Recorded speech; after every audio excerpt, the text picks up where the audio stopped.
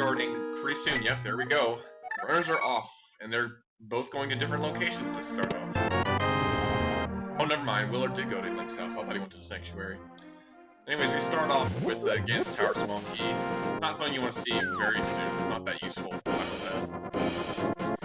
Yeah, you technically don't even really need any small keys for Ganon's Tower if you're lucky enough to not need to go through Ganon's Tower at all. But, you know, you never know, especially with all dungeons, we could potentially be getting an item for a pendant dungeon in Ganon's Tower, so not too bad to get a couple of those at the very least. Starting off, both runners went for the Tier 1 tree pole and rewarded with 80 rupees in total.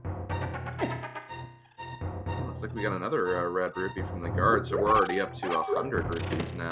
At least on Andy's side, anyway. Finding the shield inside the chest here, and a compass to Tower of Hera. Right, so Key Sanity compasses don't do us a lot of good. Maps, however, do give us information. Yeah, that's right. Oh, finding the Moon Pearl here in the Sanctuary.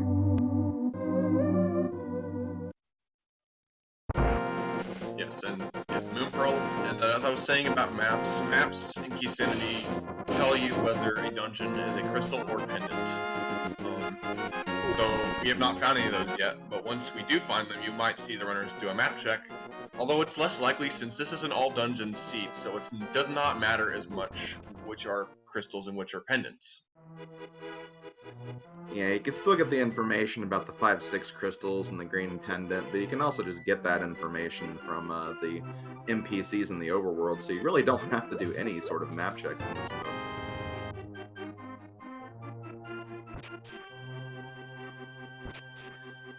Wow, looks like the bush crab is also giving off some blue rupees, so, you know, a lot of these, you know, enemy drops and tree pulls and stuff being very, very helpful to giving these early rupee places. Now you saw just there on Lumberjack that there was a map there. While that is information, that is not important enough to just, you know, go up and defeat Aghanim just to get that. Yeah, in all dungeons we will have to be Aghanim at some point, but yeah, we're not going to be defeating Aghanim for that map. It'll either just be, you know, to get Dark World access if that's how we're supposed to get Dark World access, or just come here at the very end of the seed since you can mirror straight from the pyramid.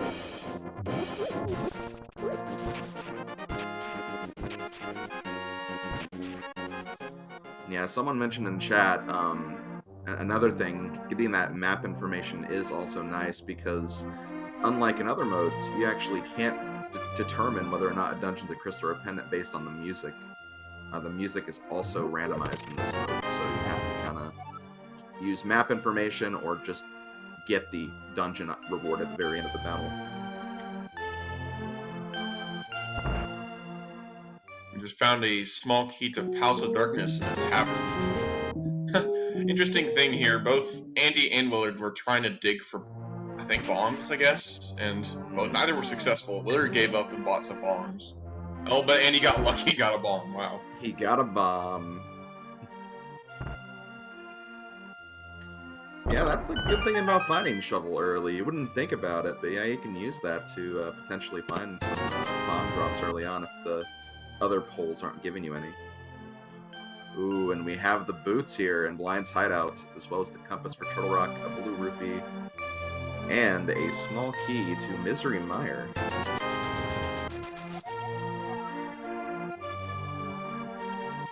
And another one, why not? On the bottle vendor.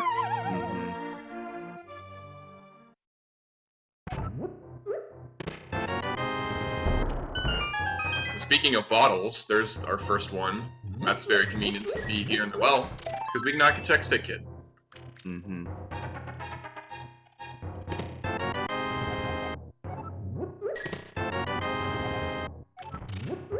like we have another key to Palace of Darkness, as well as the lamp. So now we have a fire source, and now we don't have to worry about doing dark rooms anymore either.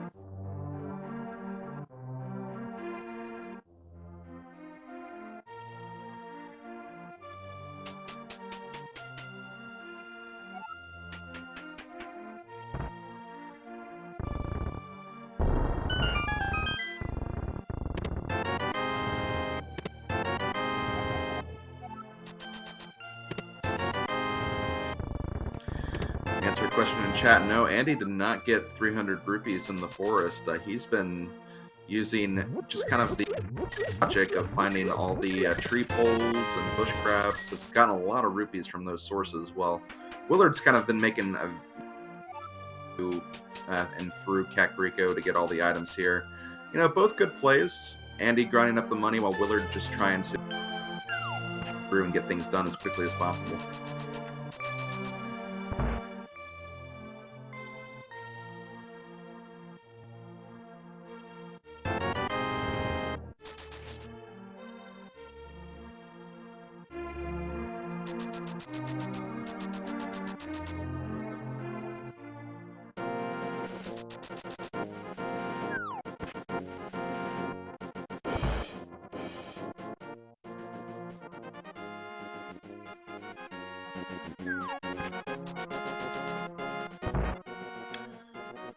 Anyway, it looks like Willard is going to be going ahead to check out the race game and see what's on here without checking it first.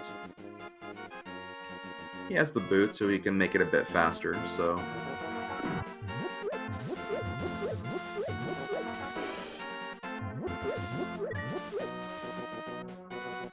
Ooh, the bow is up here.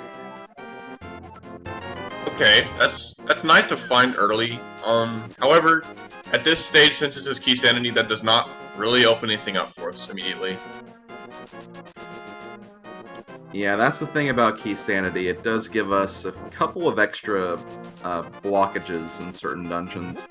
In Eastern Palace, when you have the lamp and the bow, you'd think, oh, okay, I can complete this. But we also need to find the Eastern Palace big key as well. So, you know, Eastern may not necessarily be the best call to make right now. But it could be a position we can go to. We're still looking for that Dark World access. Still looking for the Power Gloves and Hammer. So...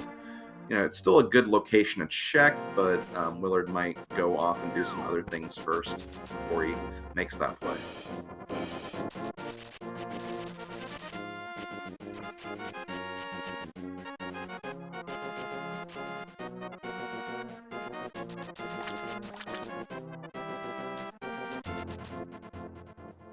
Okay, well, since Annie just got boots, and he's deciding to go over and check Bonk Rocks immediately, while Willard continues to do down to South Shore first.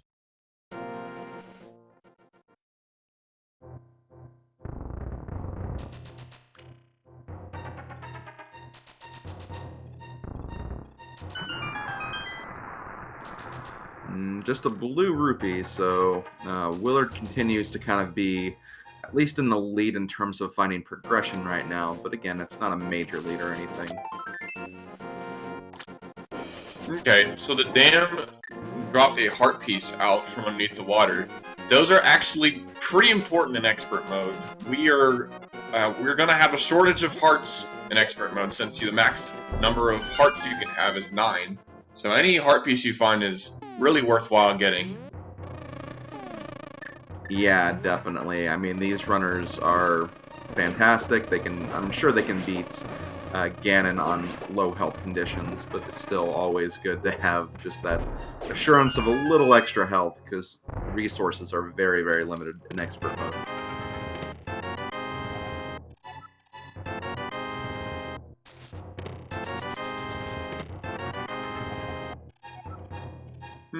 Nothing really useful in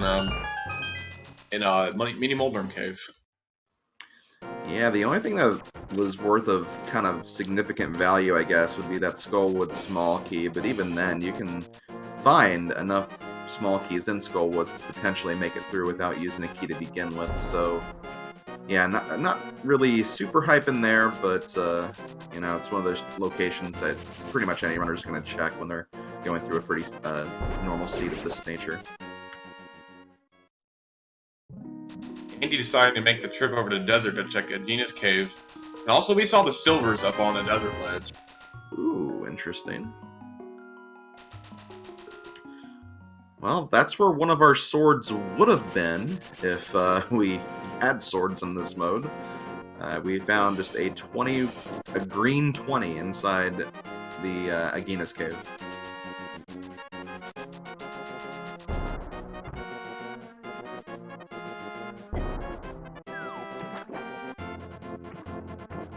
Okay, Willard used a damage boost strat to get himself in the far left pixel of the screen to set up an easy fake flipper.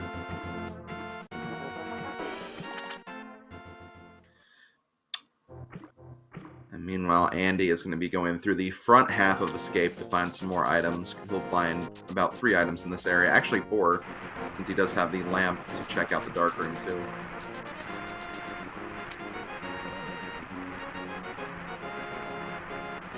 Okay, so I know what Willard was trying to do just then. Willard, in the Ice Rock Cave, set up a water walk, stored a water walk using the boots to dash near the edge, inside Ice Rock Cave, and he fake flippered so that way he would wait to use the water walk until later. And once he came out of the waterfall wishing, he got an automatic water walk. And if there was something good on the Zora ledge, he would have jumped off just south of where King Zora himself would be, and just would use the water walk he had stored from the Ice Rod Cave and just go sequence break to that item. Unfortunately, there was just bombs there, so it was, there's no need to go straight for those. But he is going to top it all off by going over here to check the hobo, and meanwhile, Andy did find the power gloves inside the front of Escape, so that is another piece of the Dark World puzzle we have found.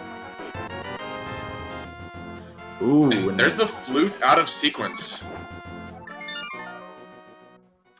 That's a pretty solid item to find out of a sequence break. Allows you to kind of navigate the overworld a bit quicker, especially here in the light world. We can get to Death Mountain and check 1 or 2 things. So yeah, not a bad find for Willard.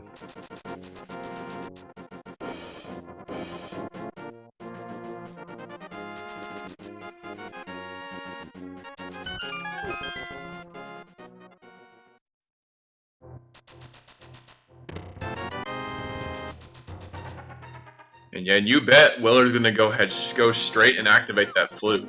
No reason to put it off until later. It gives you so more speed through the overworld routing when you activate it as soon as possible. Mm-hmm. So in the front of Escape, we really just had that glove upgrade. So looks like Andy is going to be going south to make his South Shore checks. Willard obviously activating the flute right now. Really curious to see where he's going to go next.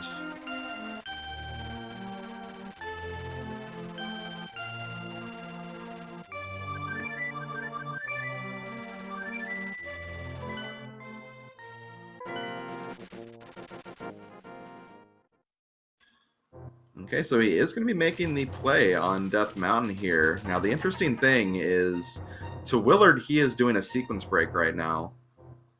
But technically, he's not, if you consider the fact that Power Gloves are still very much in logic for Willard right now. He just doesn't know that.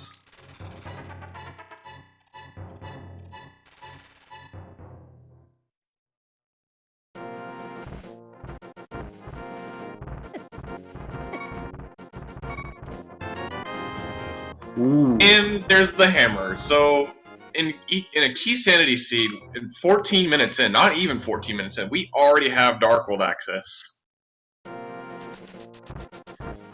Yeah, so if Willard does make that trip over to the front of Escape, he will have full Dark World access, and likewise, once Andy goes on top of Death Mountain, he'll have his as well. So both runners finding their Dark World access in a very different order here, which is kind of interesting.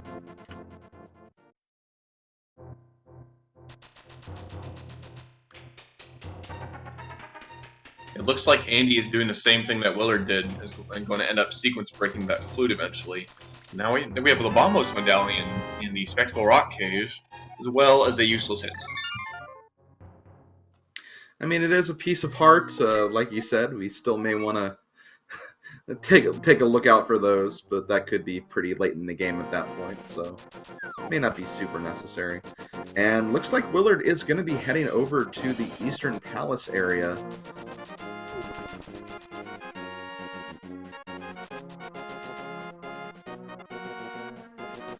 Unless there is another glove upgrade in here, he's going to be missing out on that glove for a bit, but I understand the play, because if this is an Agaseed, which we know it's not, but he doesn't know that yet, he'll be at the castle when he finishes his looking at all those items, and can just go to Aga from there. So Hashla getting his information that Skull Woods is the green pendant today. And we also get a big key to Turtle Rock as well in the back of Sashrala's closet.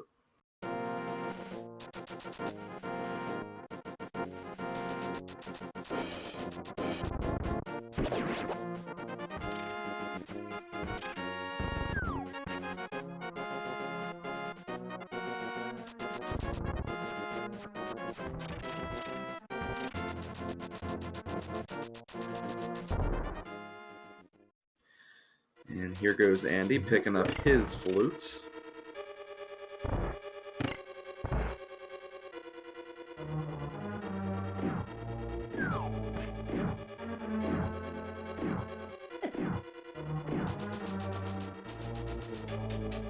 Okay, and Willard, of course, is going to continue his trek into Eastern Palace. We'll be able to check 4 things in here, at least. Of course, unless he finds that big key of Eastern, then they cannot full clear at this point. It's always the dream, finding that big key in Eastern Palace, but, you know, there's just so many other item locations out there, so, you know, it's not likely, but when it does happen, you definitely feel good about being able to do this in one fell swoop.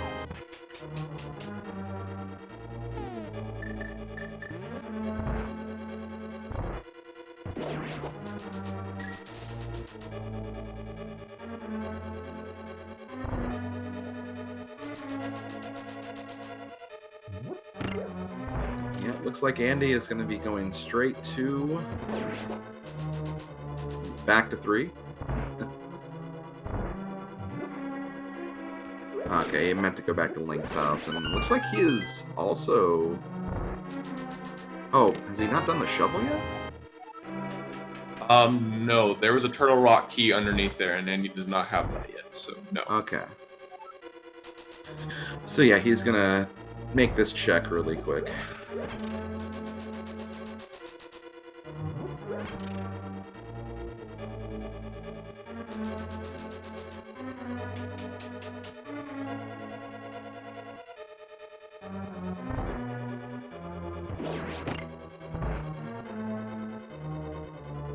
Okay, so now he's going to be heading off to the mountain. He's going to get his hammer, and he is going to have his Dark World access as well.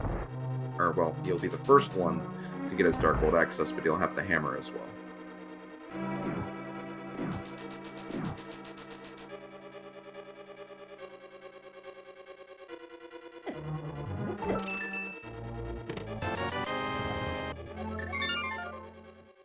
As far as I could tell, there was nothing important in Eastern, so that was a bit of a time sink for Will.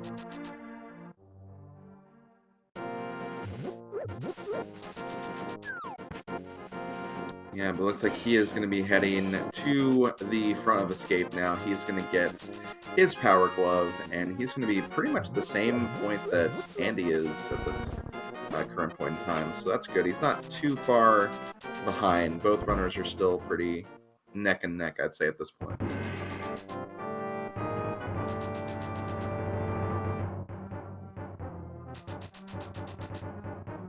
Oh, and there goes Andy hovering to get that Bombas medallion.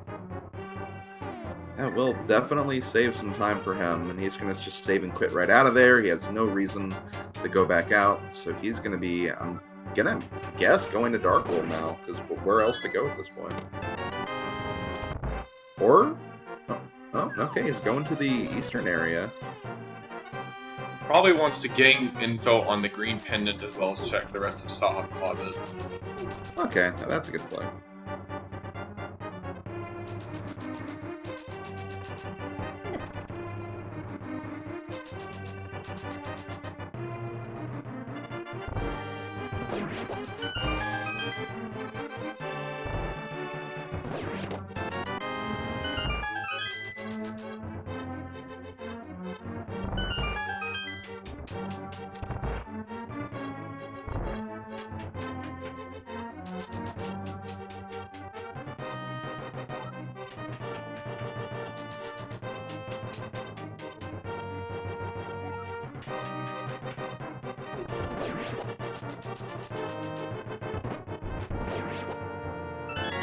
And Andy's having a hard time deciding where he wants to save and quit to.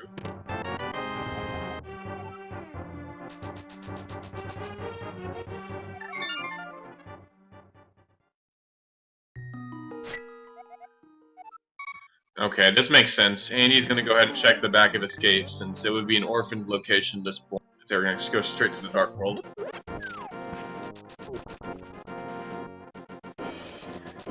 Meanwhile, it looks like Willard is going to be leaving behind the Dark Sewers chest for now, just to go straight to the Dark World.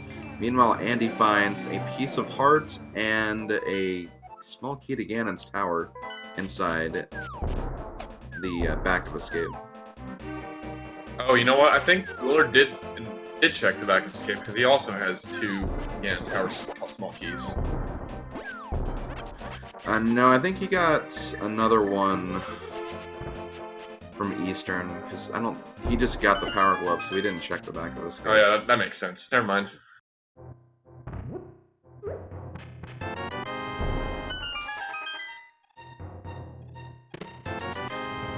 Meanwhile, in Hyde Cave, got some rupees, got some bombs, a blue boomerang, and the fire rod.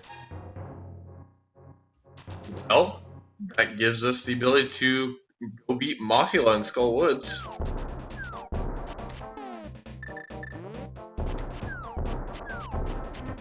It would be, at this point, a 3-heart Mothula, so it'd be a pretty scary fight, but it is definitely in logic at this point. Okay, confirming on the map check, we already have knowledge of 2 of our pendants. One being, we already knew about Skull Woods, and then we also see Mire. And it looks like the red crystals are Pod and Turtle Rock. Mm-hmm.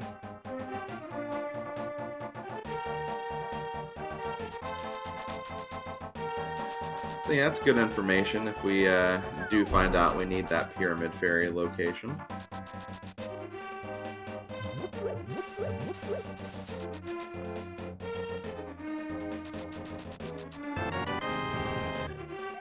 And Old Stumpy gonna give us, the small key to Swamp Palace.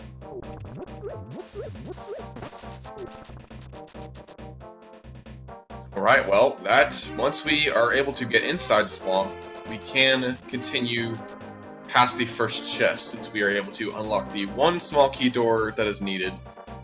Needing a small key to unlock. Yeah, still got a ways to go, though. We still need to find the mirror and the flippers, and of course, to even finish the dungeon, we also need the hook shot, but... Oh! Titan's Mitts in the digging game. Well, that made it a lot more convenient for Willard to just go straight to the Village of Outcasts. Yeah, that's a really nice place to find the Titan's Mitts, because, yeah, as you can see, all you have to do is just lift this stone up, and on top of that, you have an easier access point from the Light World to the Dark Village from just the access point. You can lift the big stone to get up here, so yeah, very nice find for Willard.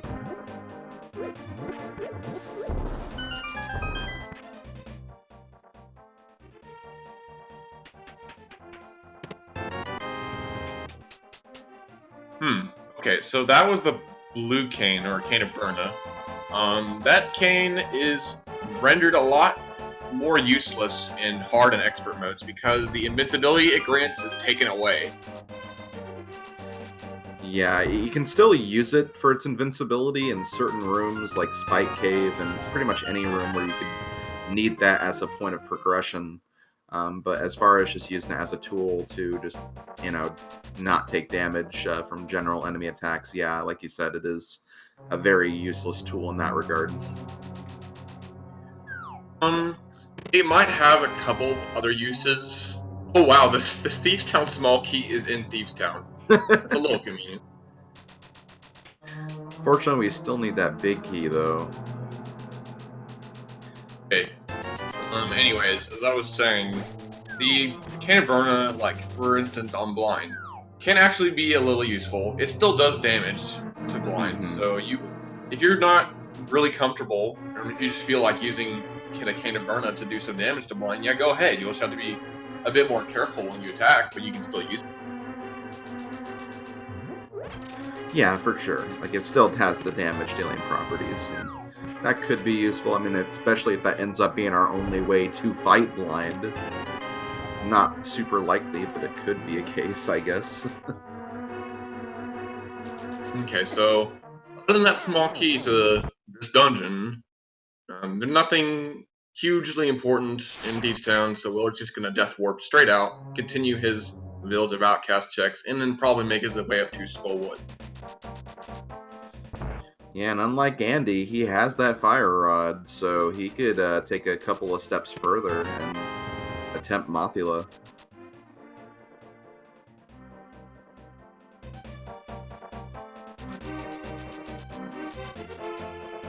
Yeah, heads up here. The census is right here, and we already have the tools to access it. It's a good thing to go ahead and check these hammer pegs in case there's something important in here. Mm-hmm. And for those wondering why Willard is not item dashing, funny thing, for the item dash to work, you actually need a sword. And since this is swordless, yeah, that's not exactly going to work, so you can't item dash in swordless. Okay, I'm sure Willard will take that. That is a very valuable heart piece, considering it gave him his 4th heart. Yeah, definitely. It's going to be, well, I mean, I guess against Mothula, it wouldn't give him that much extra, because hitting Mothula does 2 hearts of damage, but, you know, it's an extra hit against the spikes, so definitely nothing to sneeze about. Okay, well, Willard faked this out and is going to go ahead and turn in Jeremiah.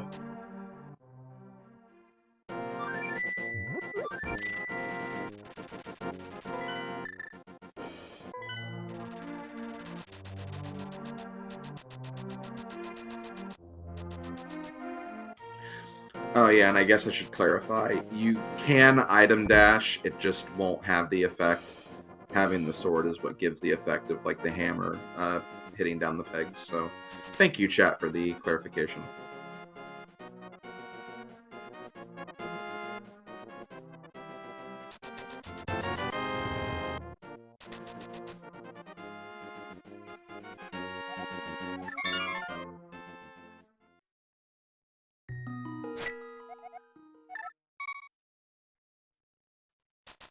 Okay, well, Smith didn't give us anything useful.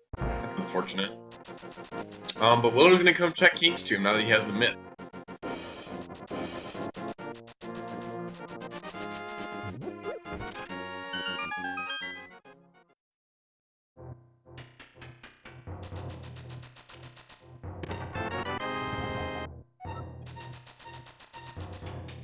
Well, unfortunately, we find the map to Turtle Rock, but we already know what Turtle Rock's going to be from our exploration of the bomb shop guy earlier, so we already know that's going to be a 5-6 crystal.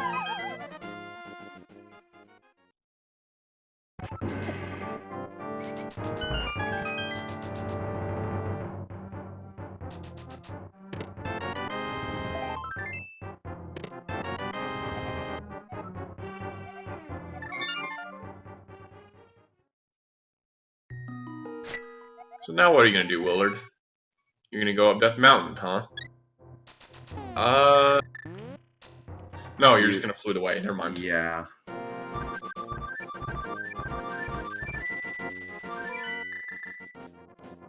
Oh, okay, gonna be checking out kind of the Meyer area next.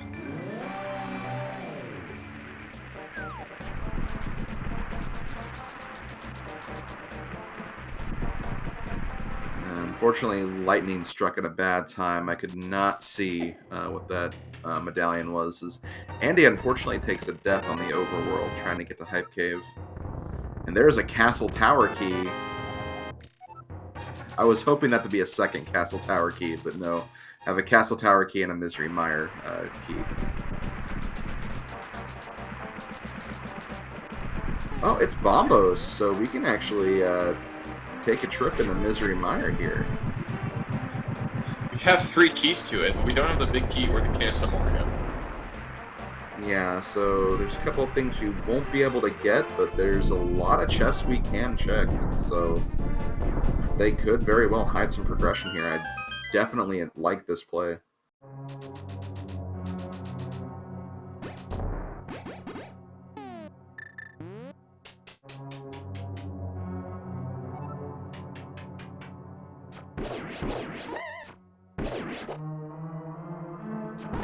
You know, I really like this play from Willard. I mean, Meyer is just sometimes one of those places you want to put off, but in this kind of setting, this kind of tournament setting, you can't afford to not make gambles to put yourself further out than your opponent is.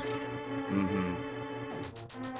Yeah, especially when you are, in Willard's case, up against Andy, who's, a very skilled Link to the Past, no major glitches runner, and just speedrunner of Link to the Past in general. So, I bet he's probably feeling like he needs to make a gamble like this. And as chat pointed out earlier, it's kind of funny, but Misery Meyer's not even in Logic right now because of where that flute was. So, could find some interesting things. We do find the book here in Misery Meyer. Yeah, and going along with that even more out of logic chain, this means that we need the flippers to even access Desert Palace. Mm-hmm. But yeah, to answer chat really quick, the flute was on the hobo, which you need the flippers to get within logic. Both runners actually fake flippered to get that item, so this is definitely a breaking the logic chain. It looks like Andy's probably going to end up doing the same thing too if he decides to.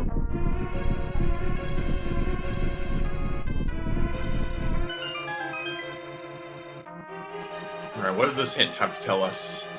No, the big key of Ganon's Tower is in Thief's Town, which we did not see yet, so we will need that Thief's Town big key before we get the Ganon's Tower big key.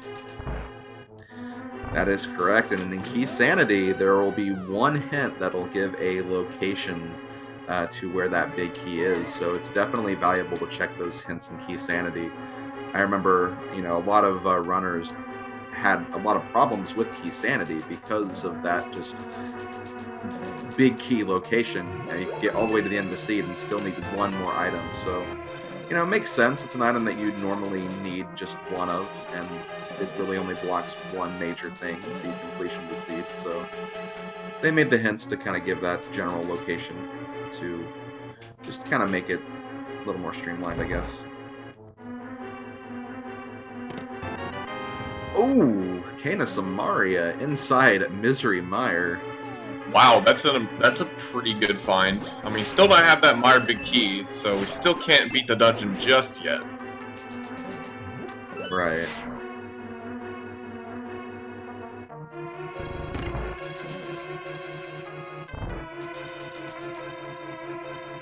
Hey, for all we know, that big key to Misery Meyer could end up being like in Turtle Rock or something. So if that's the case, this could be a major advantage for Willard.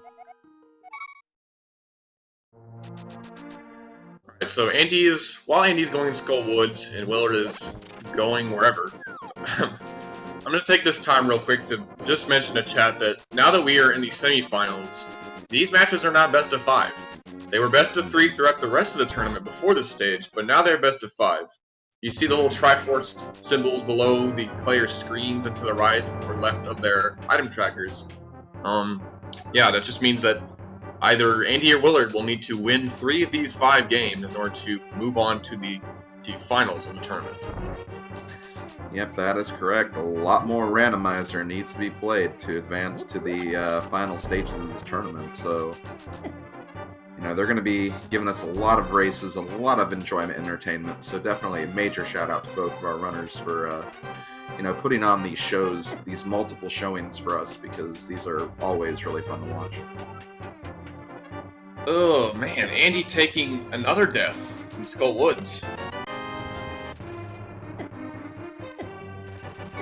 Yeah, 4 Hearts Skull Woods is no joke. You have to be on your A game for this part for sure.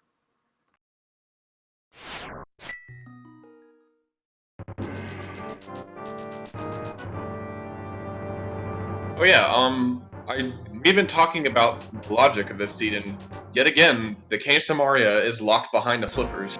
Mm-hmm. So we will not be finding the flippers in, say, Turtle Rock or something like that. Yeah, that's true. That's a very good point.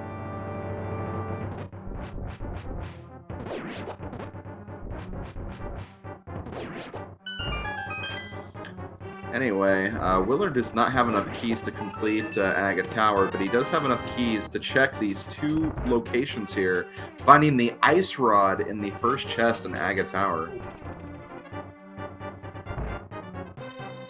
Wait, here talk about how much Willard loves all dungeons key sanity. Well, he actually might truly love it this time, just based on what he's been finding. And he finds the other key! Oh my goodness, this play is amazing!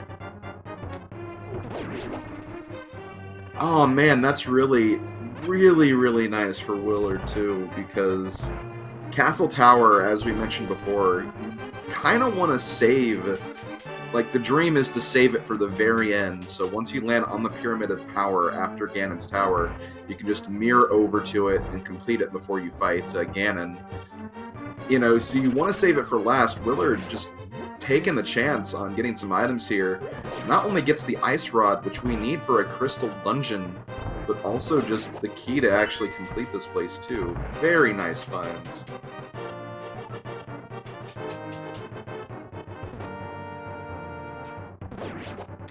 I know people in chat are already trying to give this game over to Willard, but let's not be too hasty. Yeah. Still got a lot left in the seed to do, and anything could swing this in another player's favor, you know? So I wouldn't count Andy out just yet.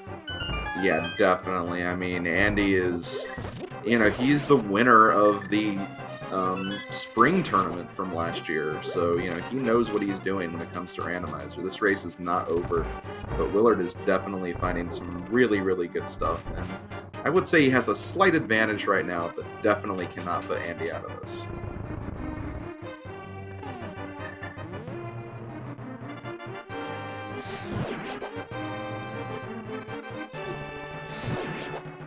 Okay, so not only is this convenient for Willard just because he found that other key in here, this will probably lead him to very quickly check the pyramid item and also potentially either go into Palace of Darkness or check the catfish.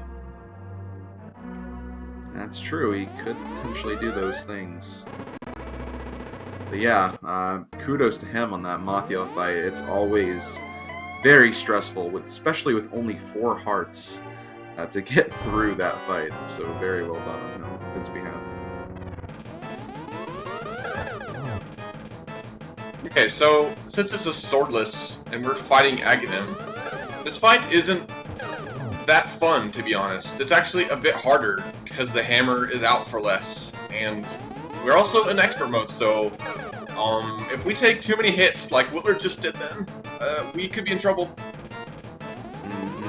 Gotta be very careful and precise in this battle. Ooh, takes another hit from the blue ball attack.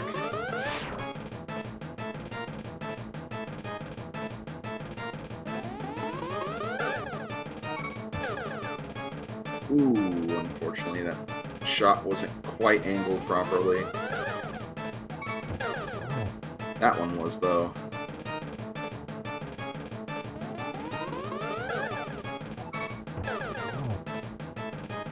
Really solid pause buffering from Willard, too. Really just kind of knowing the angles and when to pause just to determine what these attacks are going to be. You know, if I didn't know better, I'd say that Willard probably practiced doing this. I'm sure he did. I'm sure he did.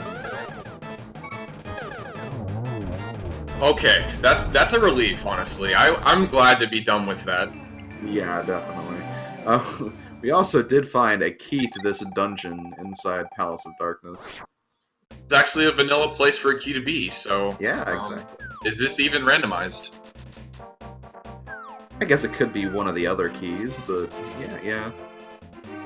It's always good to see a vanilla item of sorts.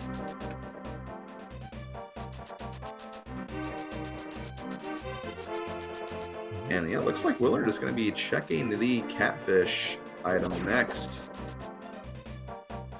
Bet he wishes he had that mirror so he could go over and check Zora as well, but you know, what can you do? Sometimes in Randomizer you don't have all the items you want.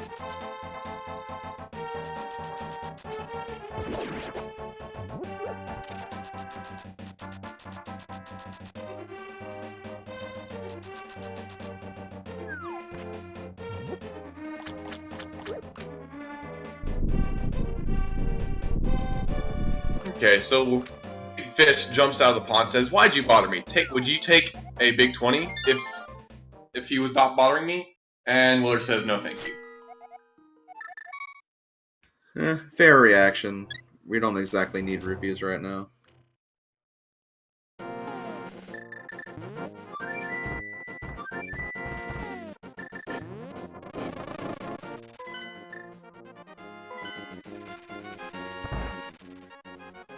Okay, it looks like Willard's going to be grabbing some potions.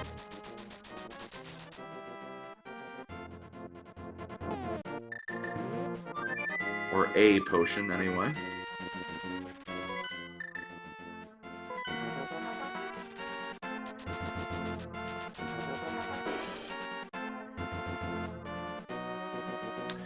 Yeah, looks like Willard's next step is he's going to be checking out the Skull Woods area. Something Andy's already done at this point.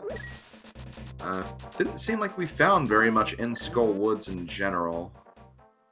Okay, am I correct in saying that that single arrow is in a vanilla spot?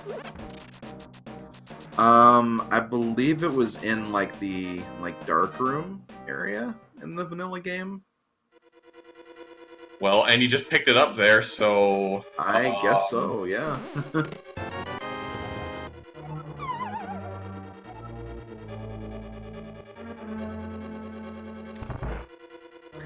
Pod having all the vanilla items today, it seems like.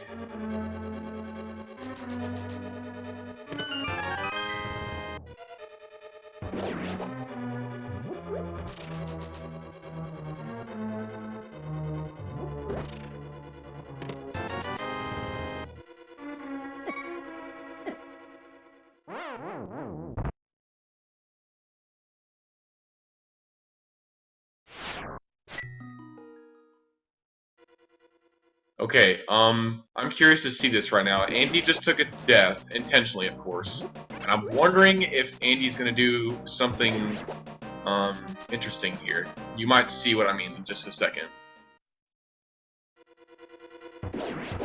Well, more than that. More than just a second, but you'll see. I'm really curious too, honestly.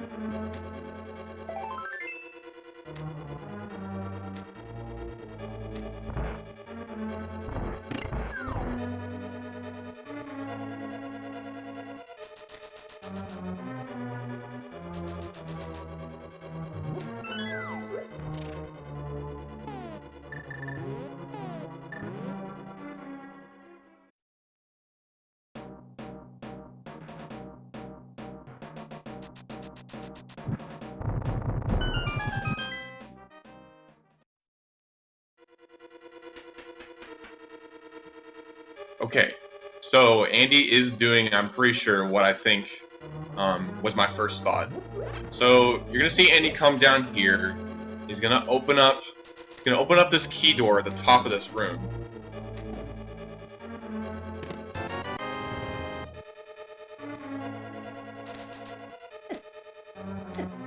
And he finds a compass, right? He's gonna come down here in just a second. And finds a big 20, and there you go. Exactly as I had thought, and he's hard resetting to save a key in Palace of Darkness. Pretty smart. You never know when those keys are going to show up, so yeah, definitely a good idea to save that key.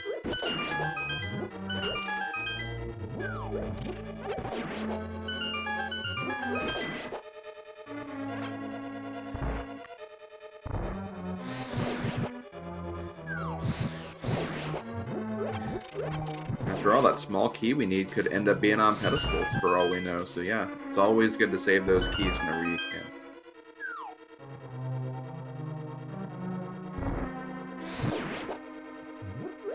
You know, I make such a big deal out of that because I had just recently seen Willard do that in his Game 3 versus Kyong. So, okay. I mean, I really do like seeing stuff like that in the Randomizer.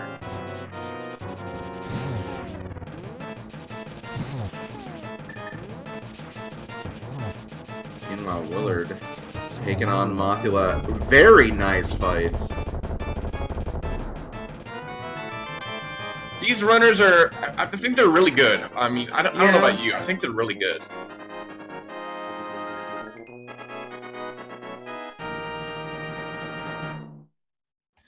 So with that, both runners are now... Well, actually, I can't even say they're tied in terms of dungeons completed, because Willard does have Castle Tower done as well. So, you know, that's one dungeon advantage, in quotes, for Willard at this current time.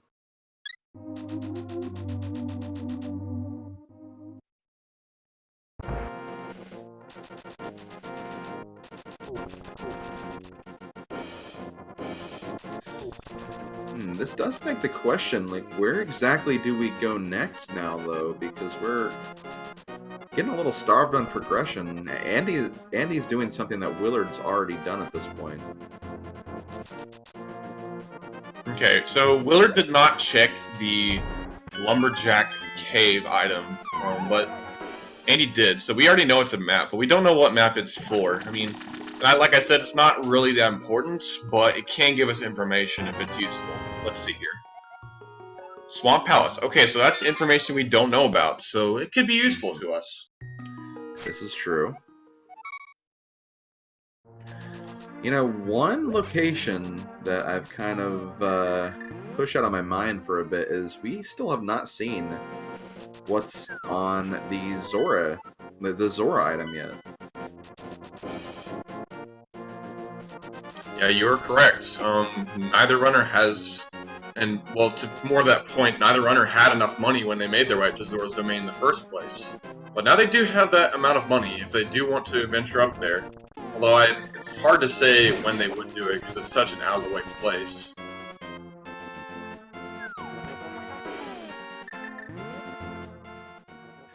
Because, yeah, like, I mean, as chat's saying right now, we have the book, but, yeah, Desert Palace is out of logic right now. We could fake Flipper to Ice Palace, but that would also make that out of logic, so I think the logical progression is probably on Zora right now.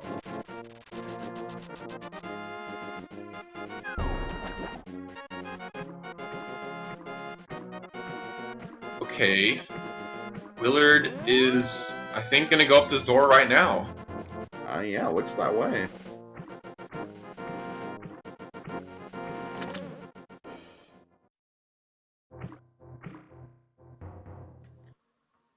Gonna do his water walk here just to make the trip a little faster, since you don't have to go all the way around. You can just run straight to Zora. I forget if Willard saved and quit before doing this, just in case he wants to save 500 rupees. We'll find out. Meanwhile, Green Pendant ends up being 10 arrows.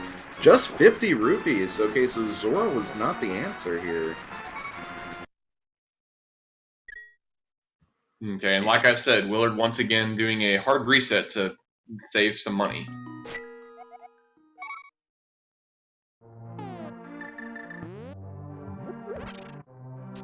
Oh, we still have to do Purple Chest.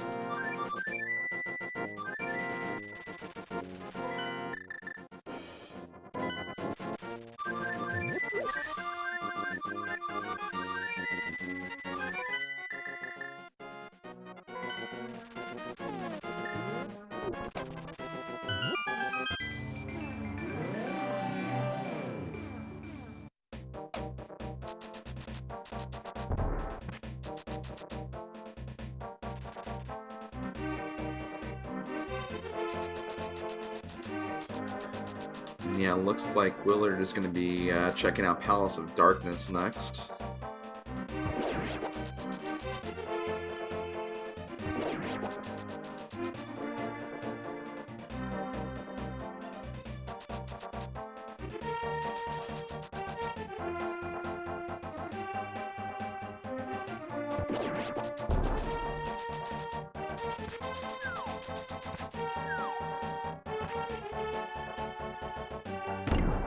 Yeah, I'm looking like Andy is going to be taking his Aga Tower play now, so he'll find the Ice Rod and that second Castle Tower key to complete the dungeon.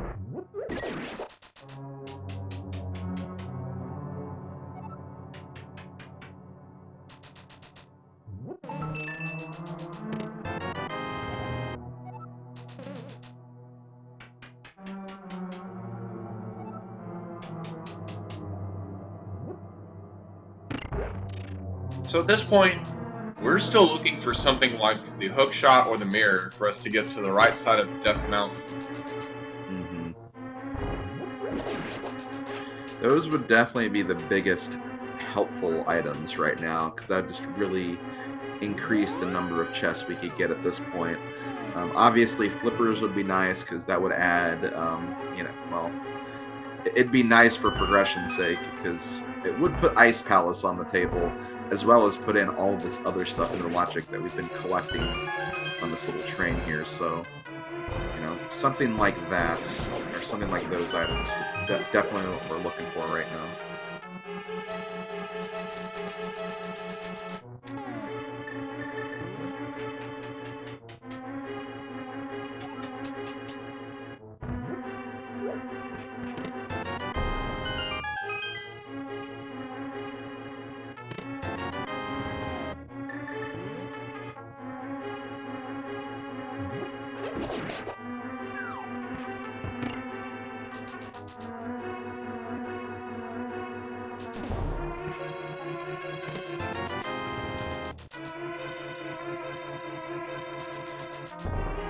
Also, we did find that hint in Castle Tower, some cash on a boss.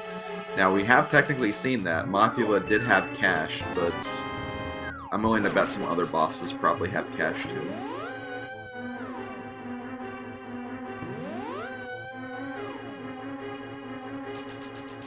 So Willard went straight to the basement chest and pod, instead of waiting until like Andy did to do a death warp and save and continue. I wonder if Willard's just gonna straight up skip the vanilla big key chest. He very well could. I mean,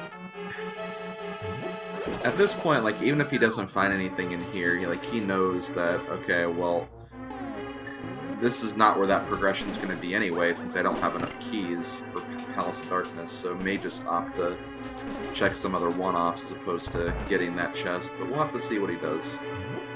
I always love a good Samaria block punt.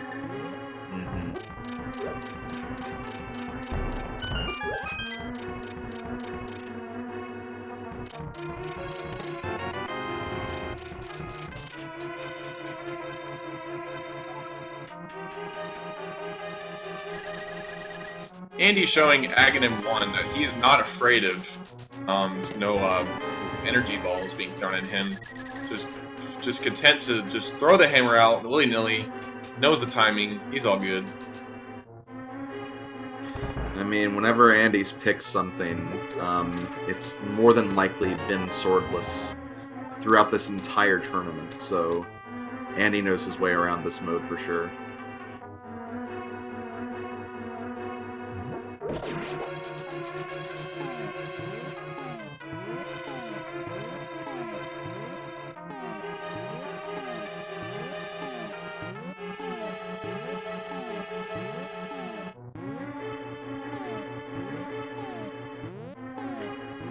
Well, they're trying to get the timing for the hammer jump here.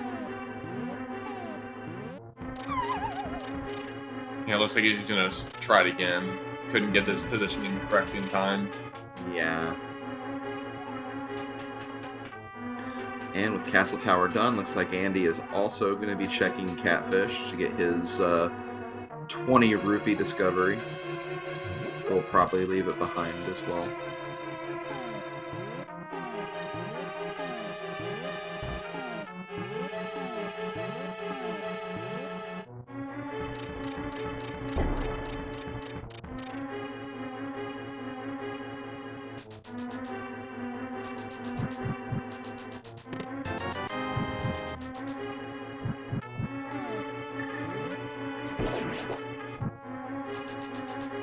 And Willard being careful to make sure that they do not die before they see what's in either of these chests. Not sure if Willard wanted that full health refill just then, but it's nice to have 5 hearts at this point. Yeah, we're almost an hour in. We just got our 5th heart container on Willard's side, so yeah, you do not get a lot of health in expert mode.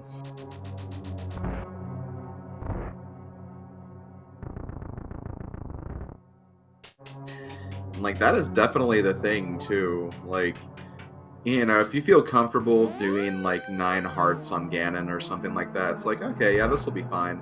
But then you forget that you actually have to find the heart containers and the heart pieces throughout the game, so chances are you'll be with 3 or 4, 5 hearts through most of the seed. He looks like they're going to do Spike Cave, which, yes, it is one of our other places that's still in logic, and especially since we have that Cane of Burna. That is true. This is another spot we have not really talked about much, but we'll see if this leads to our progression. And it doesn't. Wah, wah. And Andy is hard resetting to save all the magic that he just used.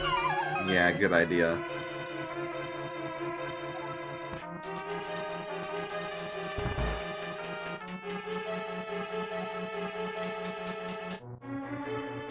I think chat is pointing out this correctly, but I think Purple Chest is the only thing we have left. I think it is too, honestly. It's the one location that I can think of that's been left behind at this point. And yeah, looks like Willard's going to be checking Spike Cave as well.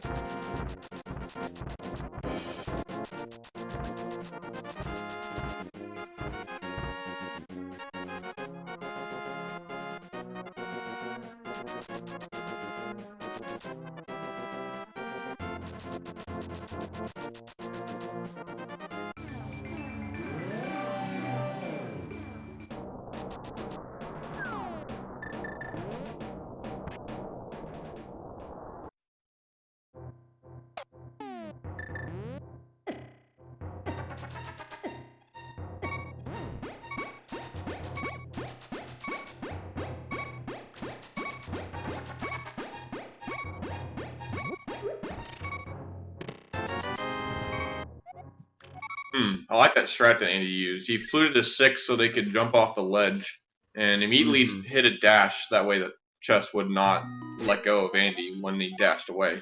And there we There's go. The flippers final. Everything is back in logic, folks. So I do believe that ice is the next place to go since we've checked everything else. Yeah. Yeah, it definitely is. We know what the Zora ledge item is. We can't quite get in the swamp without the mirror, so yeah, Ice Palace is the play. Willard going to be continuing his sequence breaking, though, as he goes into Desert next. And we find out the shield is in Mimic Cave. Actually, yeah, I did forget about Desert since that was also locked behind flippers.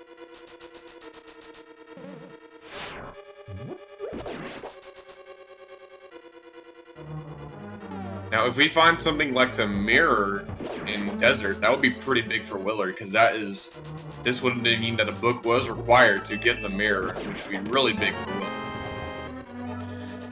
Yeah, it would. We do not have a lot of keys for Desert, though, so we can really only get this chest, see what's on the torch, and get that item as well as read the hint. There's the hook shots!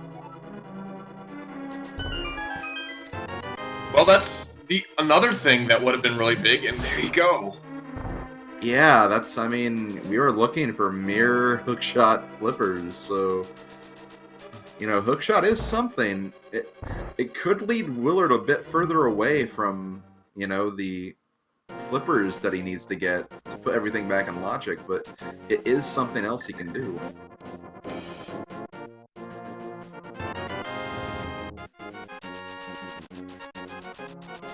Willard having a hard time deciding what to do, and I know what Willard is doing. He's going to take a death in here, or something like to that effect, and then he's going to try to see what's on the right side of Desert after he steals this. Yeah. Oh, okay, yeah. Actually, he's just gonna steal the key. Well, he'll take the death in here, I'm pretty sure. Oh, okay, yeah.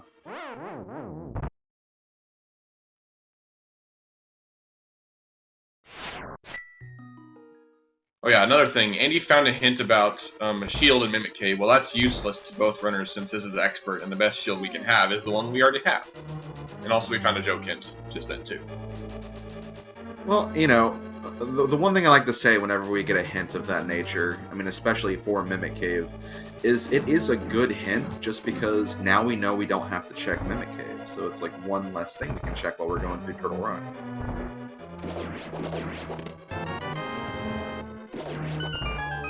Okay, so there's a bottle right there, and what are we gonna have in the big key chest? It is a compass. Okay, I'm pretty sure Willard is not hard resetting. Could be checking Nagina too, maybe? Oh yeah, that makes sense.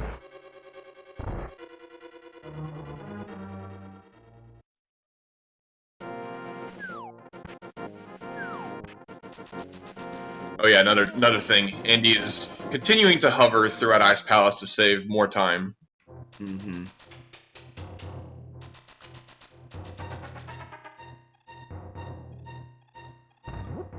Well, bottle requires the hammer. I think it's safe to say that Ice Palace had no useful hints for us, and there's Willard's hard reset. Mm-hmm.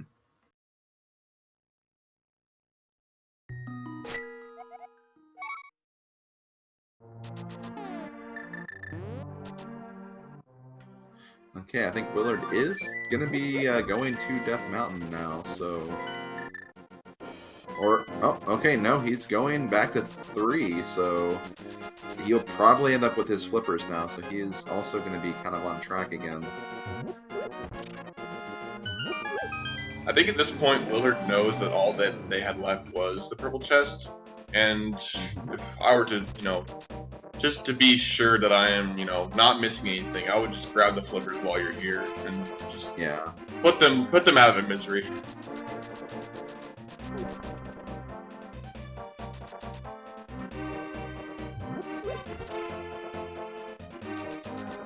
With that hookshot, though, I mean, Willard definitely has some unique options that Andy didn't have when he got his flippers. Like, Willard has Death Mountain access, so he could, or East Side Death Mountain access, so he could check that as well, get some extra items since he has the book, and,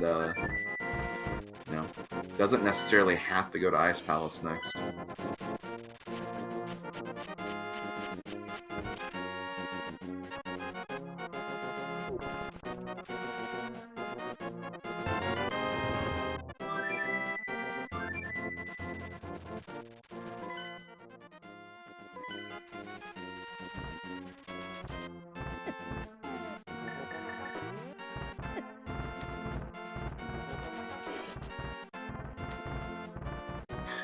Yep, taking his newfound hookshot, he is actually going to the east side of Death Mountain.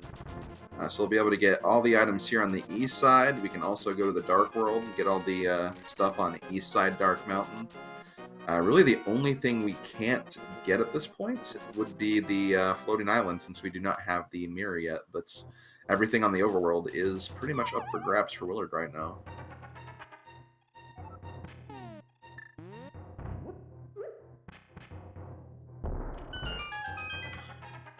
Ooh, meanwhile, Andy finding the big key to Thieves Town inside Ice Palace. And as we know from earlier, that big key blocks the Get into Tower big key. Mm-hmm. It will also give us another dungeon we can complete, which we've not exactly had a lot of those at this point.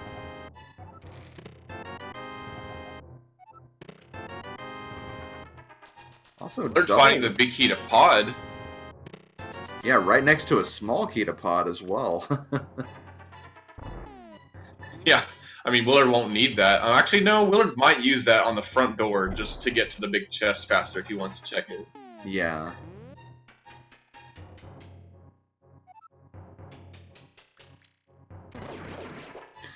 Okay, meanwhile, Andy going for a... First gonna use Bombos to break open Cold Stare's shell, and then gonna be using Hammer to take him out. Has to be very careful because of his... At this point, Cold Stare could put an end to him very easily.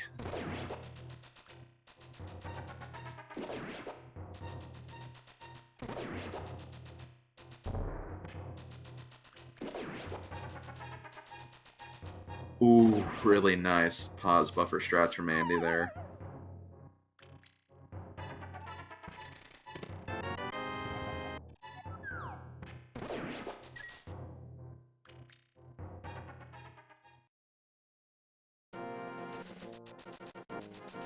One hit from these puffs will kill Andy, so he's being extremely careful, just dodging as much as he can. One puff left to go, which is really good, and there we go. Excellent cold stare fight from Andy.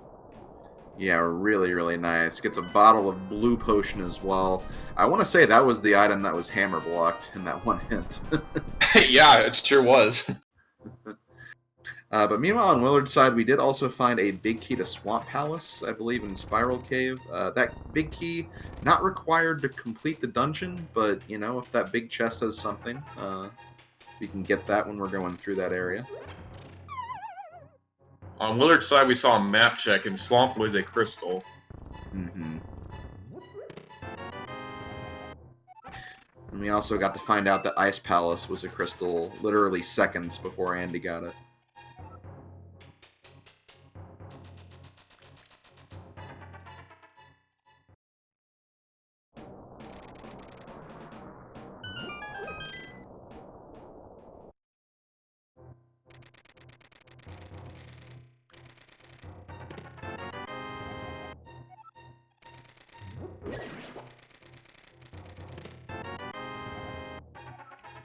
Ooh, small key to Tower of Hera. The mirror!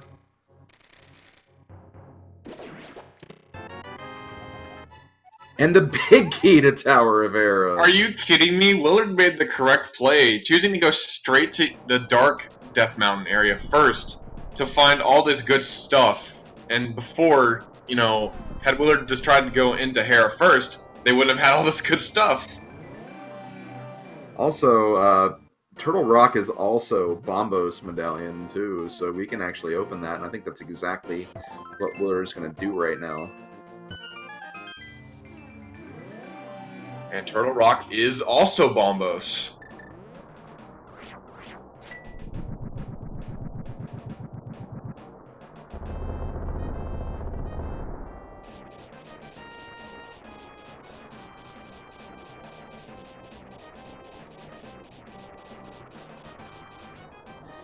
Now, at this point, Willard can't complete Turtle Rock because he doesn't have enough small keys to get to the end, but you know, he has all the main Turtle Rock items, and he can check this hints, which I believe that's the Boots hints, unique item in Blind's Hideout.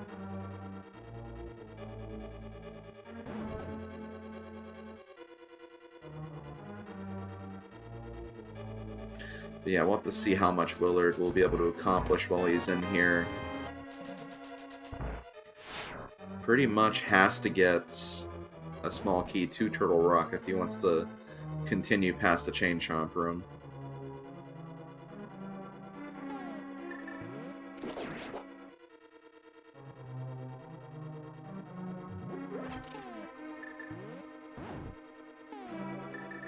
Yeah, so the farthest that Willard could go is to the Chain Chomp chest, and that was where Willard will have to mirror out unless they find another key.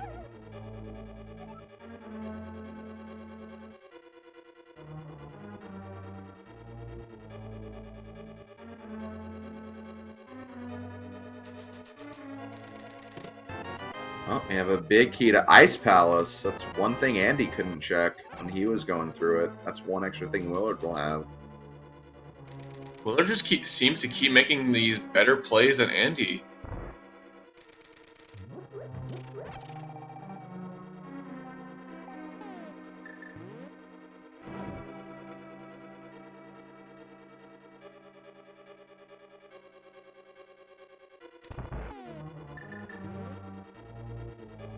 And as foretold by the hint, there is the big key to Gen's Tower in the big chest of Turtle Rock.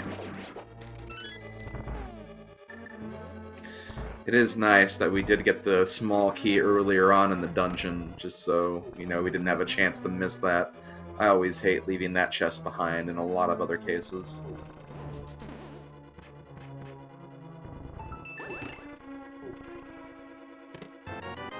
Are you kidding me? That's another vanilla key. Looks like we're going a little further.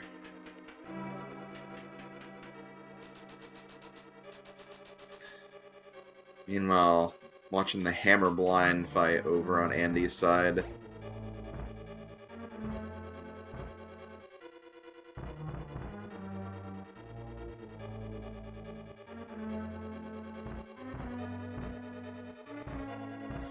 Ooh, gets him down just in time.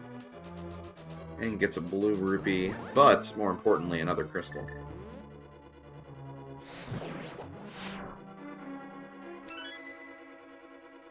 Okay, Willard is going to steal that key and go head further into Turtle Rock.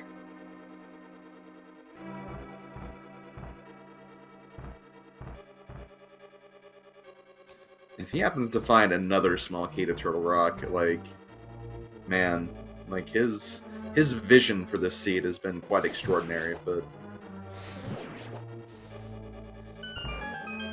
on the flip side, though, I mean, Andy could find more small keys on his own personal routes, and when he comes to Turtle Rock, he may only need one dip for it, so that's something else you gotta consider.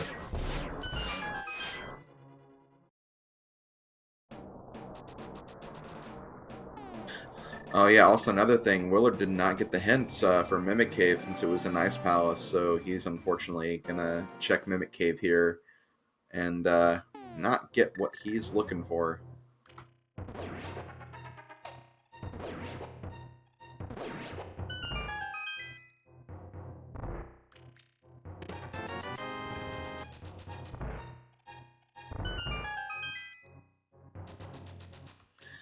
And yep, as we already discussed, because this is expert mode, you cannot advance past the fighter shield, so because of that, all remaining shields that are in the prize pool just get turned into rupees.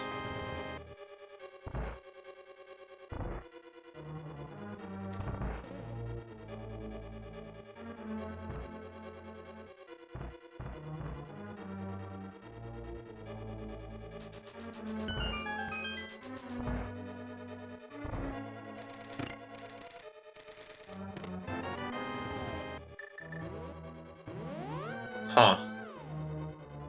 We find a useless medallion in that chest.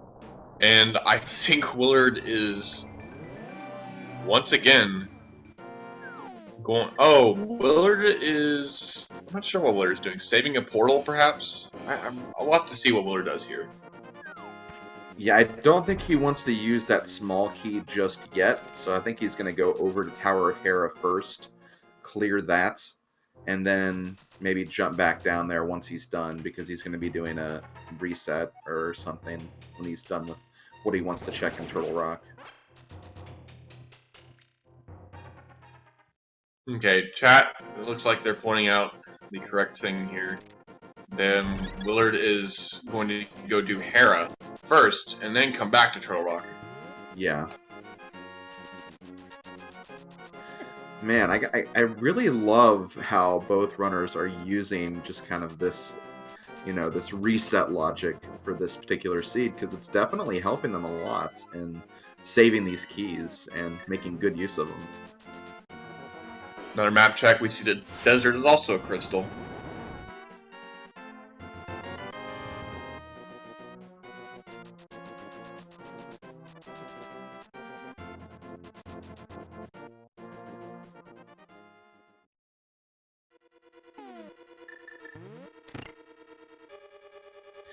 Okay, so what do we got inside the Tower of Hera? Looks like we got a big key, 2 deserts, which means Willard can finish that now, actually, since he's already seen what's on the right side.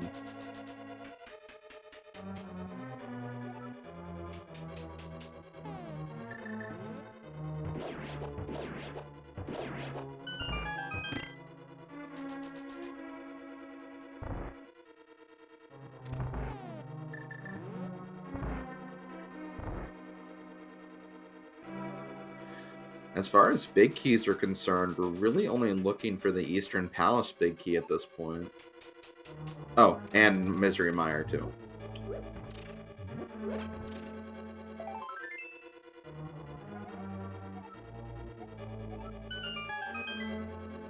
A map and a unique item requires a big red bomb. Here's the question, though. Are we looking for any more unique items? Because... Actually, I don't think we are, honestly. yeah.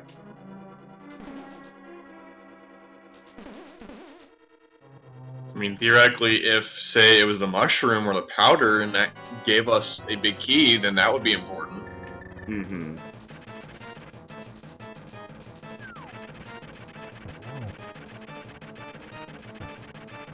And yeah, keys are not considered unique. Ooh!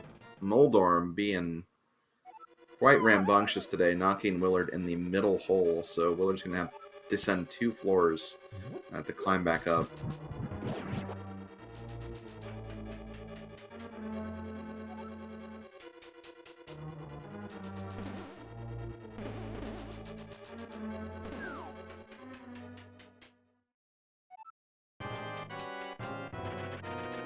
Alright, so Andy just came out of Mire, finding their book and the cane. Is likely going to do the same thing that Willard did, which is steal a key after seeing both the hookshot and the other thing, yeah, whatever else the other item was, and steal a key and see what's on the right side. And Willard finishes off Moldorm. Yep. Oh, then there's our last pendant, so we know the rest of our crystals. Mm-hmm. Well, actually, it was between Hera and Eastern, so Hera is our last pendant and Eastern is our last crystal. Yes. But Willard going back inside because he actually has not checked the lobby chest and hint, as well as the chest that's blocked. Oh my god. The hint telling us where the flippers were, by the way. And Willard just found a small key to Turtle Rock. Okay, this makes his... okay, yeah, this was... oh my gosh, Willard.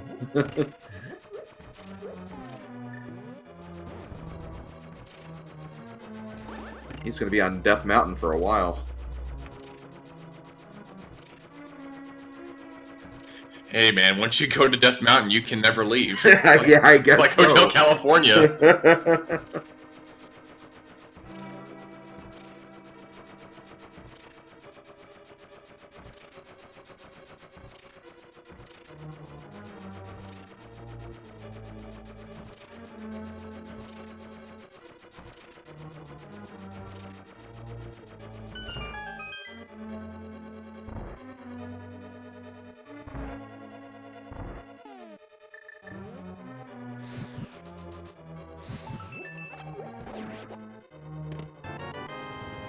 And we get the mushroom inside Tower of Hera's basement chest, so that's one less item that can be on Pyramid Fairy.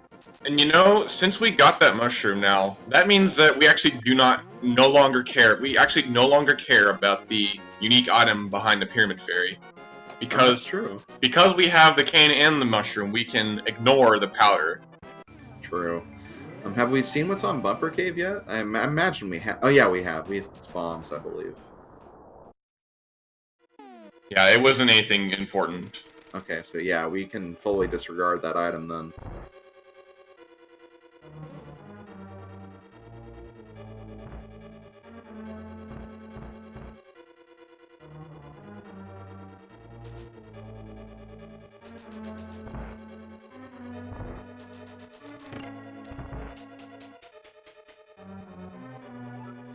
And he continuing to hover.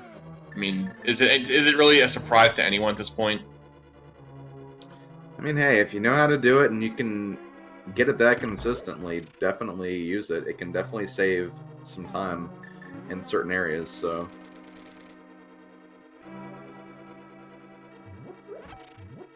Oh yeah, I guess I forgot to mention the reason why we can ignore the Pyramid Fairies, because when you have the cane and the mushroom, you can do something called fake powder on the magic bet. You get rid of all your magic, use the cane, and immediately pause and switch to mushroom and use the mushroom during the so-called denied, access denied sound that game gives you, and it'll act like the game thought you used powder. Mm-hmm. It's a pretty cool trick.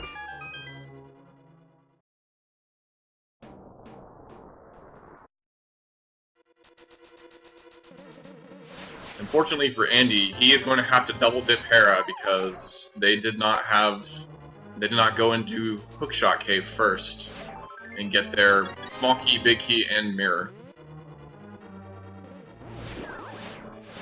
Thankfully, it's not a substantial double dip. You can step in the Hera pretty quickly and get those items, but yeah, it will be a double dip nonetheless.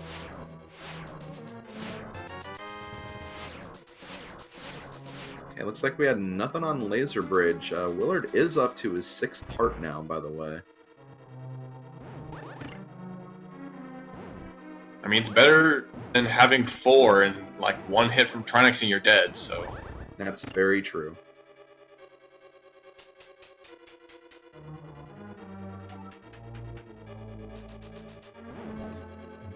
And speaking of Trinix, that's who we're going to be fighting next.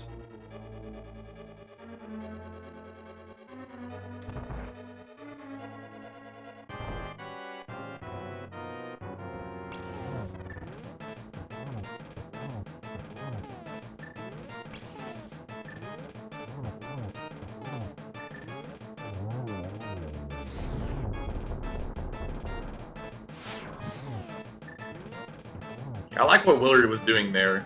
He decided to go ahead and shoot a fire rod shot at the ice head, so that way it would not spread ice all over the floor. Yeah, being very, very efficient with these hits. Gets down both of the elemental heads, and now just has the final phase to deal with, just as Andy is about to take his first Turtle Rock dip.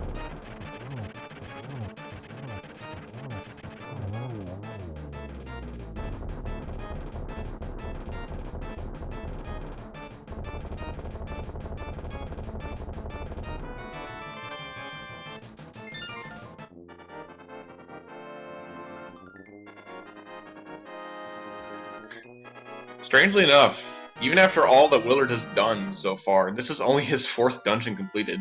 Mm-hmm. And right now, I mean, just taking a look at what Willard needs at the moment, like he needs the Eastern Palace Big Key, the Misery Mire Big Key, both of which Andy is also looking for at this point. And he is also looking for the Thieves Town Big Key, which is in the Ice Palace, and that'll also lead him to the Ganon's Tower Big Key as well.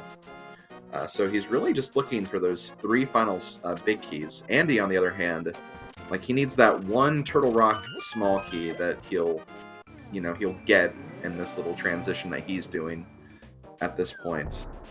And he's already done Thieves Town, already got the Ganon's Tower Big Key, so he just needs those other 2 big keys. So both really just looking for 3/4 items at this point.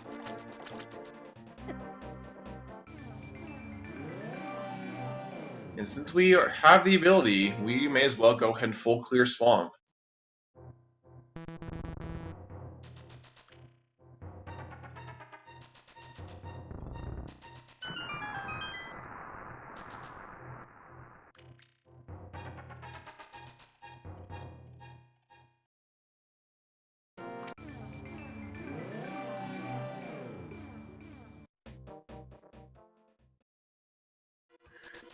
Yes, Willard did get the Ganon's Tower Big Key hint when he was in Mire earlier. Willard just getting a useless hint since he already got the item in the basement of Hera. Also, the Hyrule Castle small key, which we definitely do not need anymore.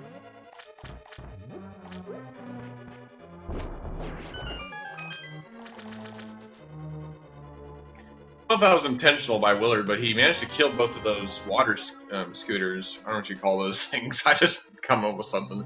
He killed them with a bomb.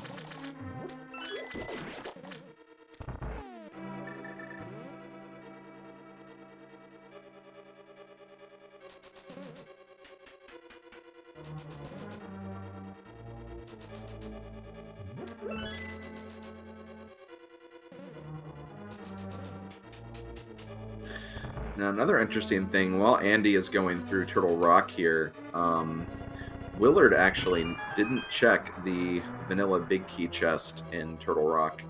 So, if there happens to be, like, one of the big keys we need on that location, and if Andy happens to discover that using some, save quit stuff or hard reset stuff, then that could also be another very important part of this race.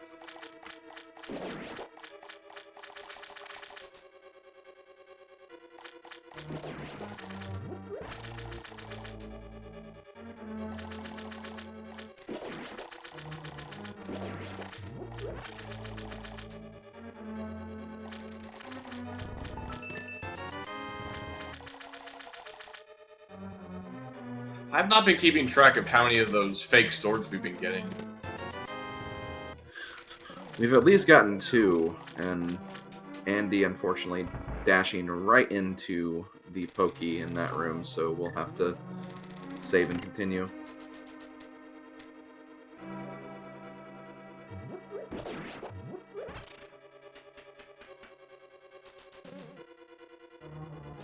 Okay, so I doubt Andy will do this, but considering he just now got that, no, never mind. Andy can't do this. I forgot that you have to actually get the small key off the pokey to save scum the key. Besides, it's not that great of a play anyway, because it takes a long time to get back to Turtle Rock. Yeah.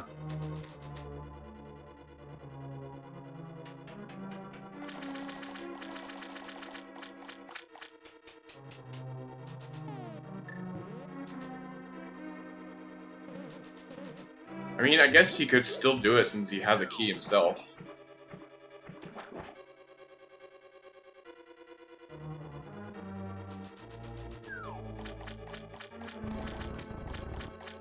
Whoa, I have never seen anyone do that, what Willard just did with those blocks. Just using the top one just to hook shot through it whenever it is intangible. Yeah, I never would have thought of that doing that either, honestly.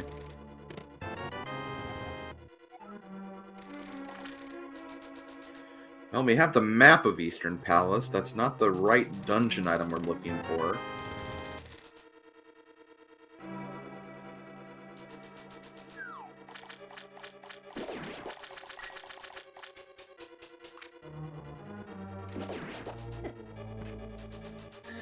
And yeah, that is a good point by chat. The problem with that strat is if you do happen to not get the timing right, you would have to essentially reset the room, which is unfortunate. But if you can get it right, it does save a little bit of time, I'd imagine.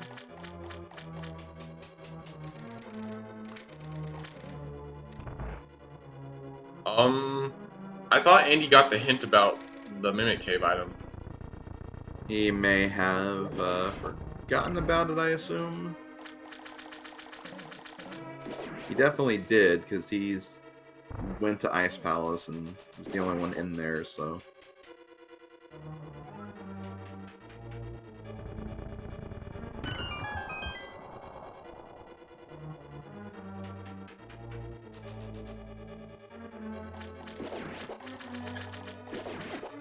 I guess something a little side note here. Even though this is extra mode, I think you can still get a fire shield. You just have to go buy it from a Dark World shop. Also, we do find the Desert Palace small key here in Swamp Palace, unfortunately. Not really necessary. Willard already knows what's beyond the small key that he saved, so... not really too helpful. And yeah, Swamp has not been paying off very much.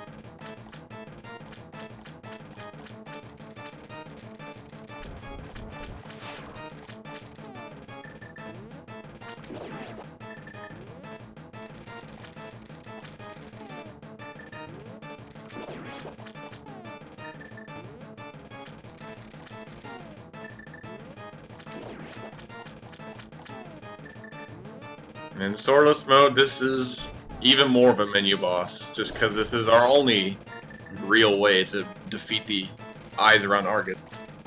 Yeah, no escaping the menu boss in swordless mode, unfortunately.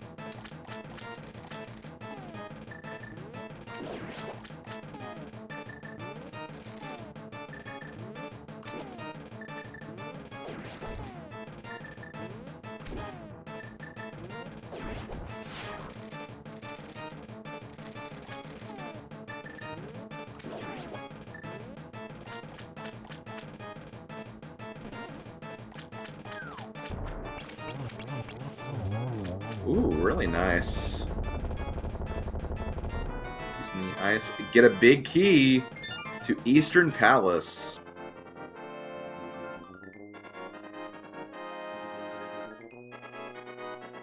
Okay, so now we are just missing the big key to Meyer.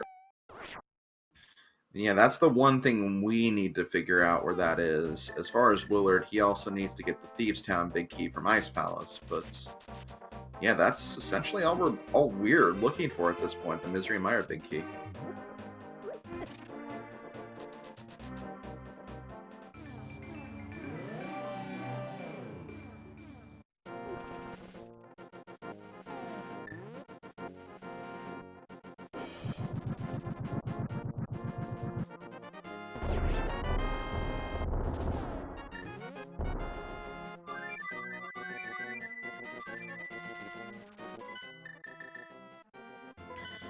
Yep, looks like Willard is... Okay, looks like he's going to be doing the combo of finishing Palace of Darkness and Eastern at the same time.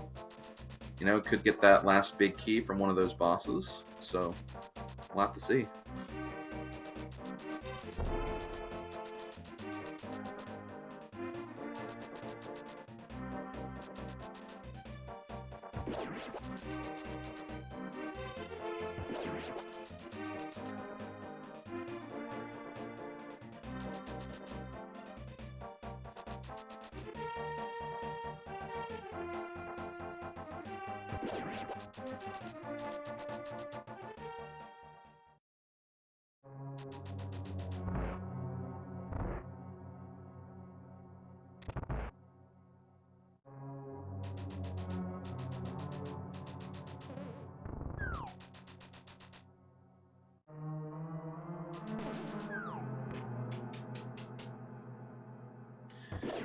Anyway, in chat, getting a question about who is in the lead right now. It's kind of a difficult thing to call at this point because both are kind of in different parts of their own personal progression. Willard's completed Swamp, which Andy has not done yet, but Andy's also done Ice Palace and Thieves' Town, so he kind of has that extra step that on Willard that he doesn't have. So it all just depends on how fast they can do those respective things and get things done.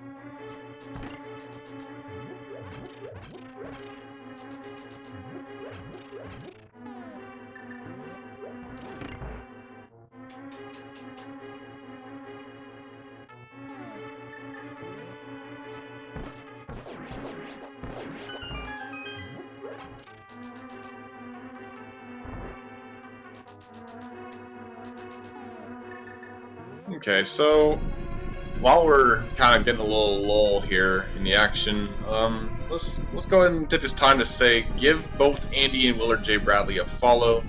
They are two excellent runners. Putting themselves out there. Of course, they're really popular as it is, but hey, it is still a great thing for them to be showing off their skills in Link to the Past and Randomizer. So give these guys a follow. Yeah, and you also have to keep in mind, like, both these runners have been, you know, in this tournament for the long haul, as we are in the semifinals of the tournament now. You know, they did the qualifiers, they did the 15 matches, was it required for group stage? The first stages of the brackets was still even a best of 3, so they've played a lot of Randomizer for this particular tournament, and the fact that they're still going strong, still competing, and still, providing this high skill level of play here is just phenomenal. So definitely a huge shout out to them.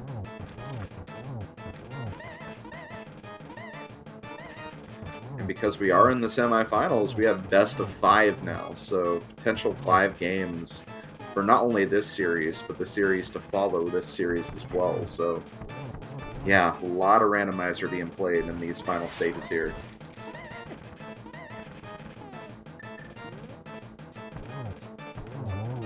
Okay, I was gonna say Willard needs to be a little bit careful there, but manages to clean up Helmasaur. In expert mode, it's actually kind of easy to die to Helmasaur if you're not being careful. Yeah, very true. Anyway, Palace of Darkness has been finished for Willard. He still has one item, I believe that's the vanilla big key chest, which he's not going to be able to get, obviously. But he's going to be able to mirror straight to Eastern Palace next. And Andy, on the other hand, who's going back to finish pod, he does not have the Eastern big key yet, so he's going to have to come over to this area twice. Not a huge time loss, but, it will be an extra trip to the Eastern area.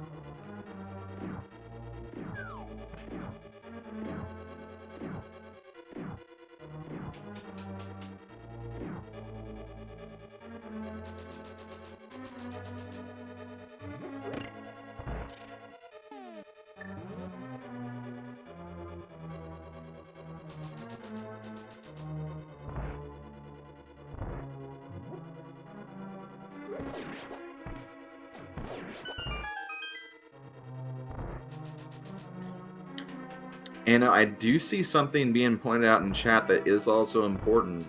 Misery Mire is a pendant dungeon, so big key to Misery Mire could end up being in Ganon's Tower.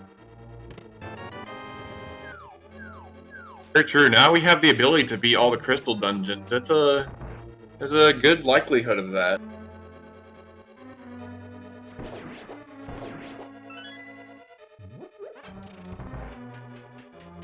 Yeah, because looking at what we have left, we have the big chest and the boss of Desert Palace. I can see Willard potentially checking that next because it's a quick clear.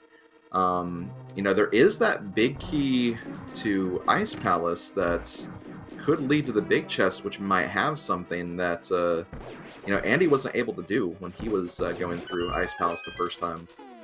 So there are definitely some things at play here. Obviously, Thieves Town will be covered when Willard gets that big key in Ice Palace. But very high chance Misery Mire big key is in Ganon's Tower is essentially what I'm leading up to there.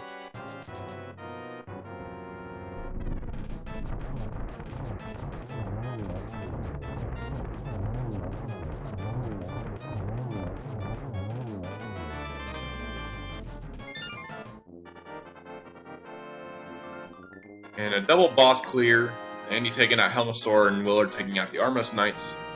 That makes, let's see, 4 crystals and 7 dungeons overall for Willard.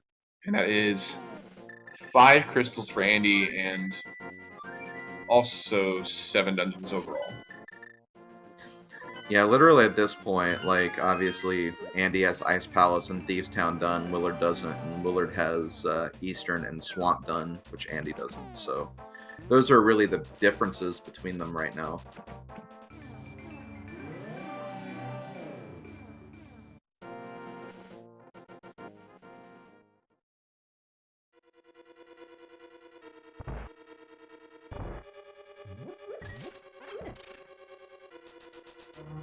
Willard being smart, remembering to restock up on arrows, since you just had to use a bunch of them on the Armos Knight.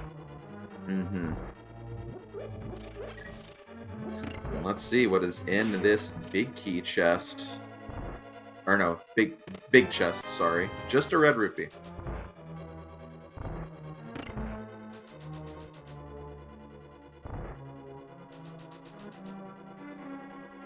Well, looks like Willard is going to be picking up that bottle from before. Not a bad idea. We are playing expert mode after all. Never know when another potion come in handy. And plus, he may have to visit the potion shop again anyway.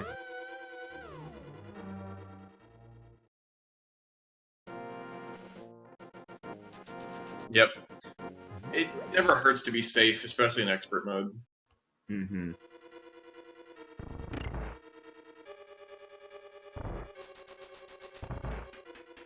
And because Willard already picked up that key in that pot earlier on, he can just do a key dash right into that door. Yeah, it looks like Andy is going to be following Willard as well with the desert play.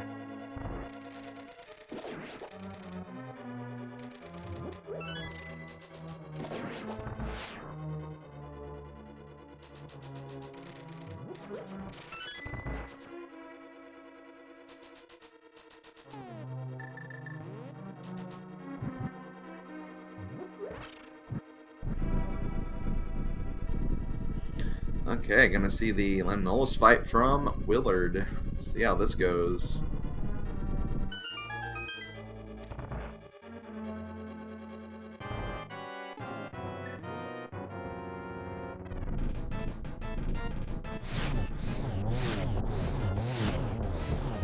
Really nice. Yep. Who needs silver arrows when you have a nice fire rod?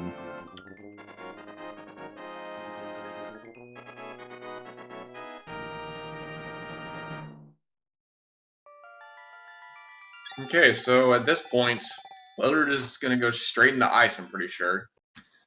I mean, that's all he has left at this point. He knows he can't finish up Meyer. He knows he can't finish up Thieves Town. That would be the logical play for him next. But first, we do have a little business known as Checkerboard Cave to tend to.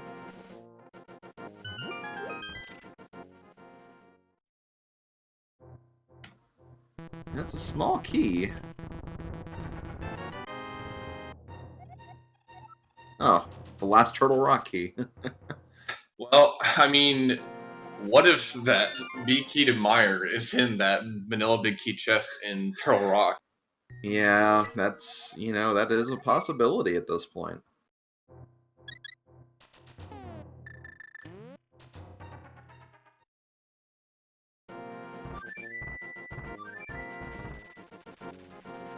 Okay.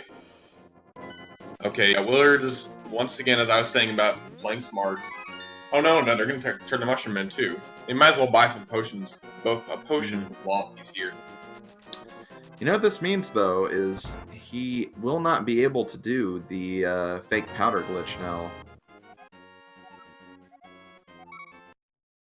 Oh, but he's just going to do... Okay, so that's why he's doing that. He's going to keep the mushroom so he can do fake powder.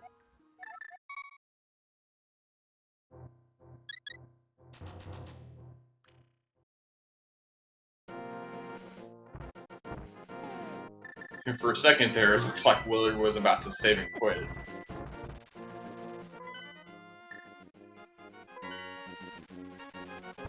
But first, going to get those potions.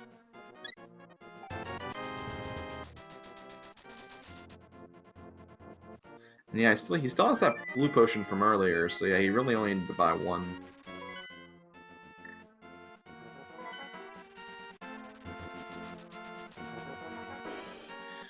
Okay, so this is interesting. Willard is going to Ice, so he will get his big key to Thieves Town. Andy is going to Swamp, so he'll get his big key to Eastern Palace. Man, it's the hunt for that Meyer big key now.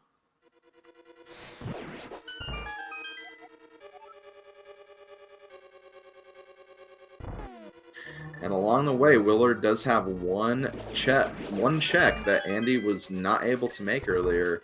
Willard has the big key to Ice Palace. He can check the big chest. If that Meyer big key is in that location, that's going to be a huge, huge swing for Willard. Because at that point, you got to think Andy's going to be thinking GT for that big key location. And, going back to Ice for just one location does not sound appealing in the least bit.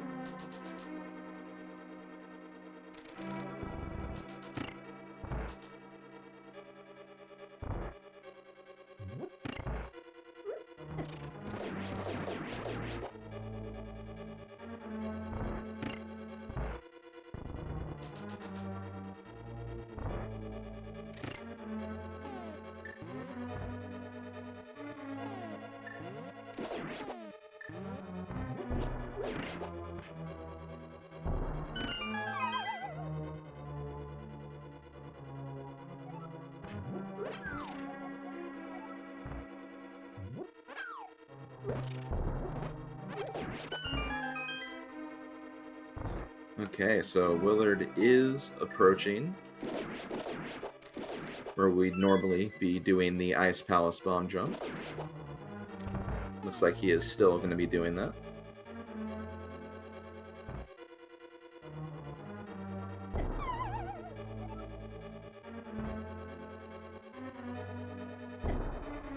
Second.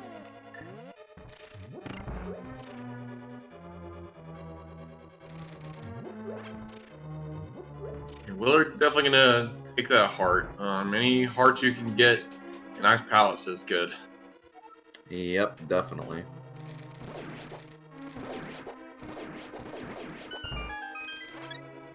Oh, nice. Gets the double hitbox on the heart using the hook shot.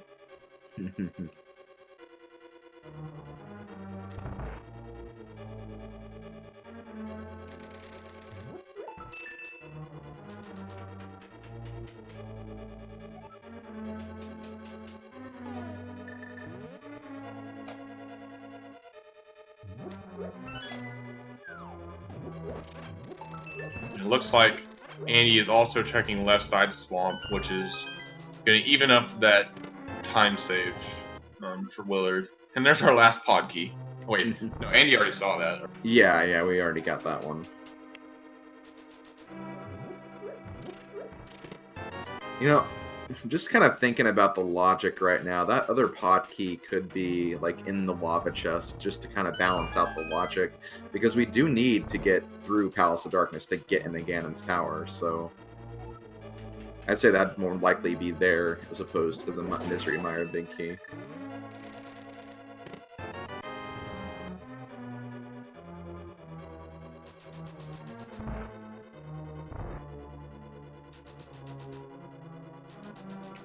Okay, but we have a big moment of truth coming up here.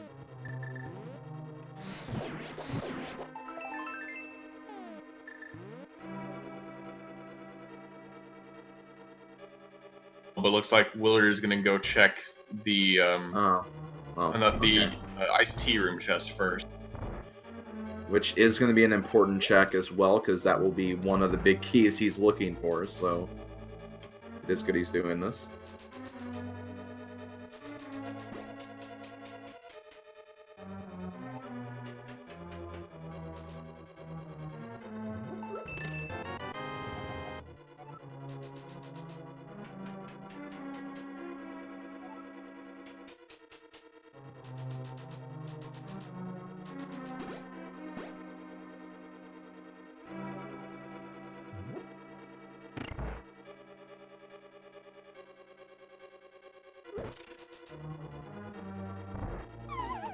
Okay, here we go, guys. Gonna see what's inside this big chest.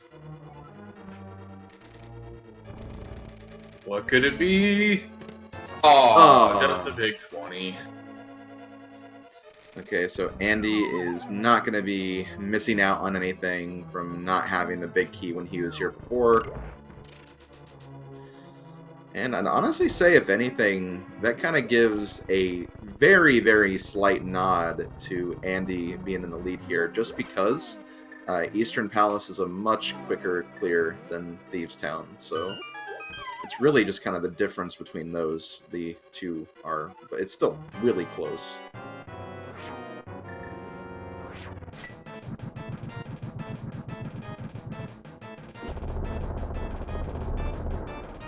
I think Willard's gonna try and use some potions in this fight.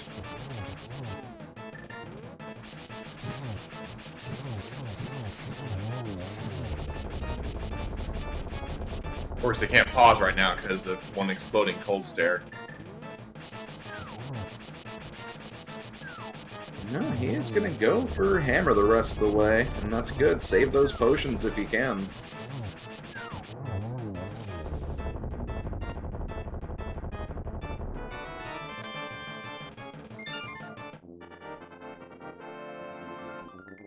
Oh, nice. To save a potion to be rewarded with yet another one. Mm-hmm. Oh yeah, I guess he didn't have that blue potion from earlier because he hadn't gotten here yet. Still though, nice to get.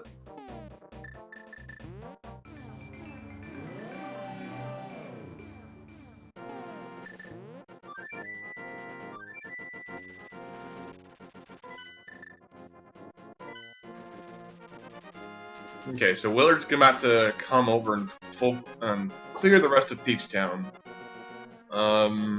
Shoot.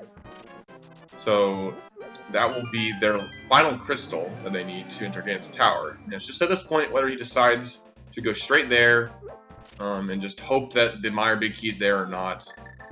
We'll see.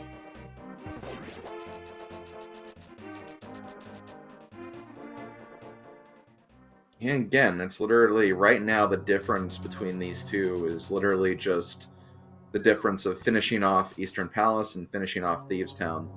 Willard will have to go all the way through Thieves Town to check everything because the big key to Ganon's tower was in the big chest. So he will have to go all the way to get that. But still, like, I mean, both very quick clears. So, you know, both of these runners are very, very close right now. This could go either way, and a couple of just rogue overworld checks could be the difference in this race. After finishing Thieves Town, Willard might opt to go fake powder and see what's on the magic bag. Yeah, I can see that as well.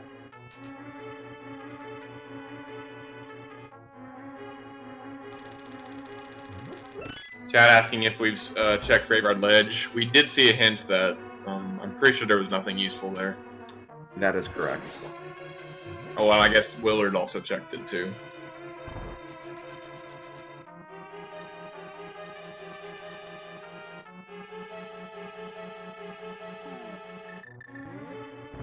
Well, it looks like Andy is checking Magic Bat.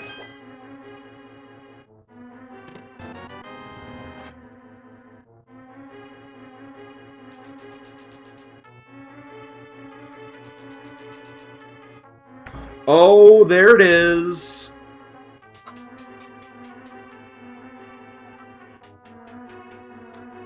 We better hope that Willard checks that magic bat after Thieves Town. Yes, because with that acquisition, Andy is officially in go mode at this point. Oh, and he actually, okay, yeah, you need to flute to finish up Eastern before we do Ganon's Tower.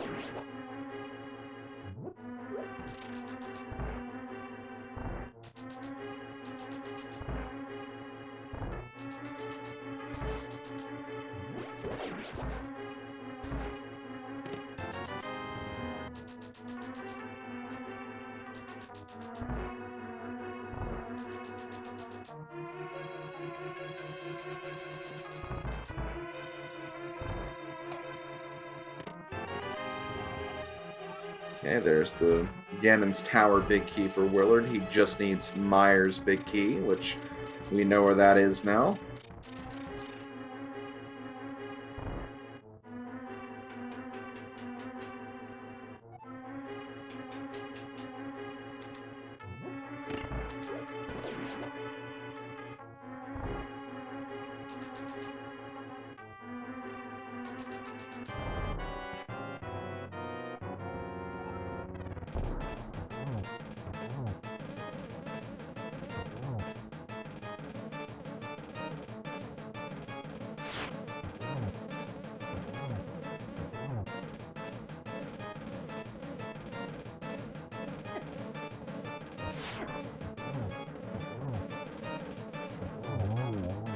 Okay, Willard gets blind down, and he will get his 7th and final crystal before Andy, but the big question is, he needs to go to Magic Bat and do Fake Powder. Otherwise, if he goes straight up to Ganon's Tower, that is not going to be good for him.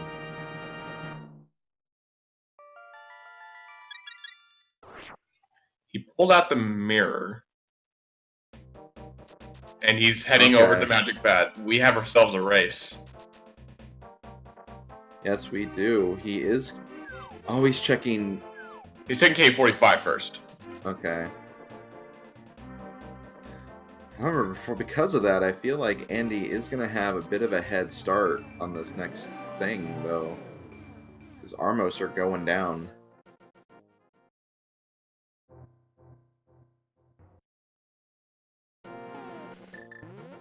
Uh-oh, he's pulling out flutes. And he's fluting to 1. Oh my goodness.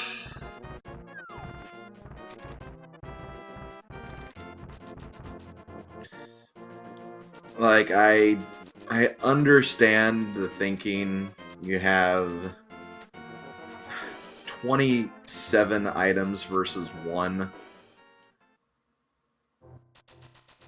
But, you know, Andy's not going to be checking anything when he goes up through Ganon's tower. So, unfortunately, this is going to be a huge, huge time loss for Willard.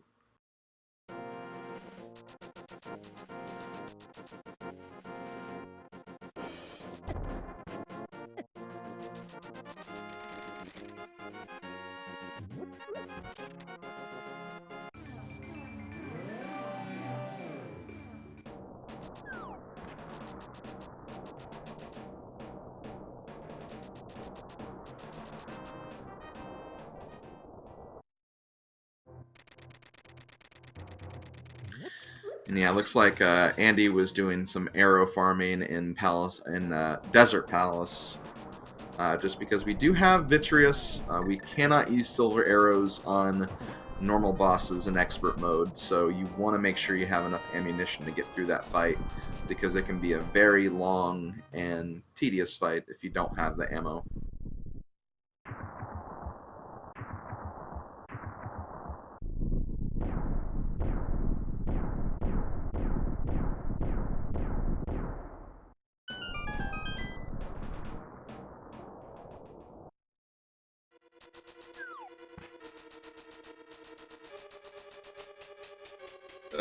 And Willard is gonna go ahead and check some of the basement of Ganon's tower.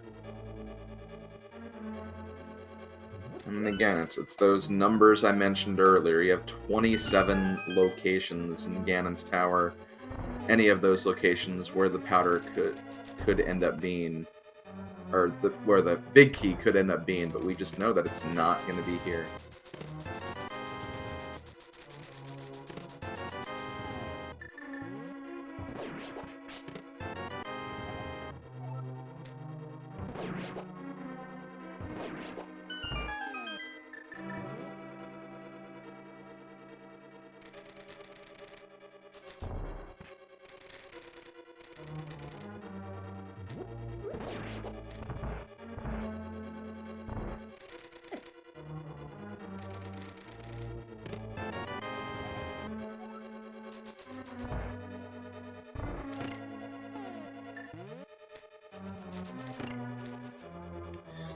You know, it is actually kind of interesting, too. We never found the Skull Woods big key through all of this, so you know, that big key we found on Magic Bat could have been Skull Woods' big key, for all we know.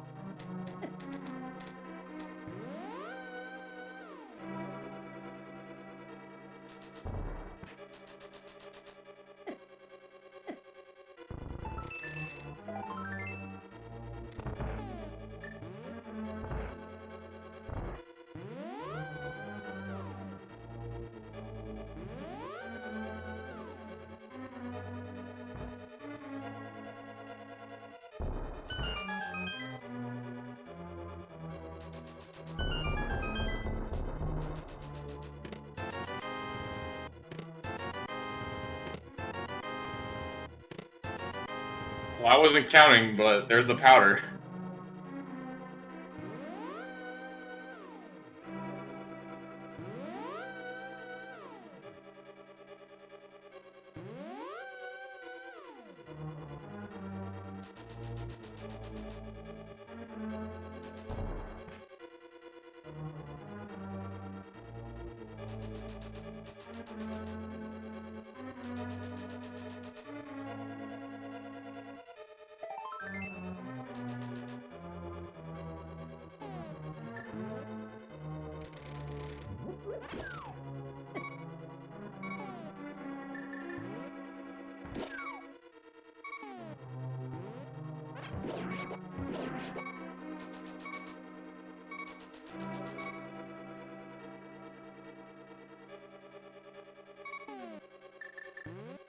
That mini helmet store was trolling Willard a little bit.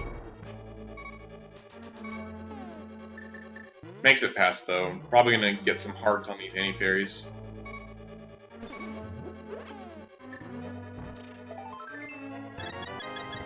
Nice piece of heart to fill out Willard's 7th heart.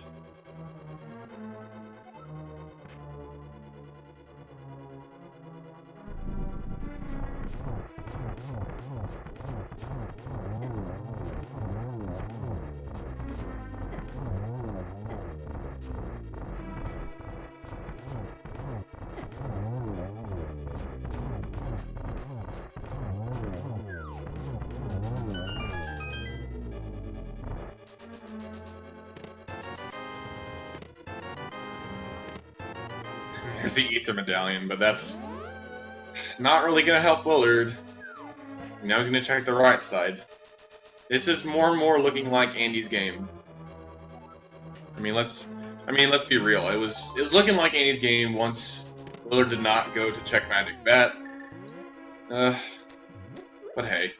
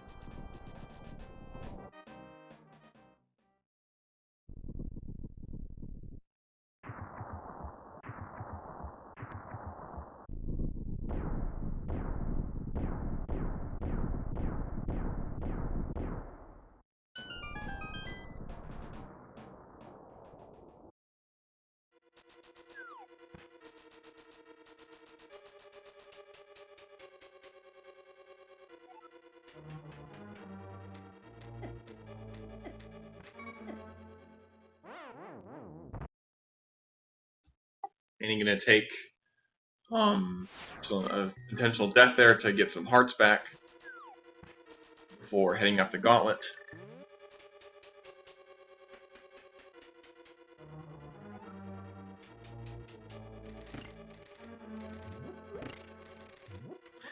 And he will have to be pretty careful with his arrows here. He does only have 5 arrows for this next section. We'll be able to get a full up after this next room, but needs to make sure he does not waste too many arrows here. Or you're just going to despawn one of the mimics. That works too. Yeah, I forgot about that. You can save arrows that way and be safer. Yeah, definitely. And he has 4 arrows exactly for the silvers on the Ganon fight too, so that's also nice. Was that planned? I don't know. Could be.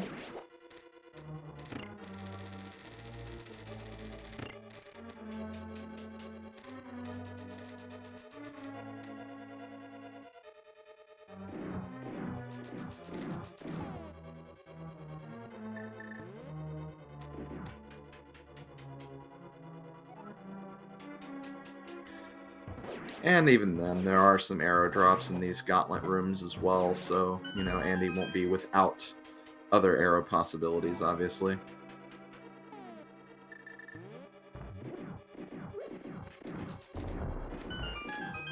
Looks like he's also going to be making a quick stop here to the fairy room just to get some hearts back.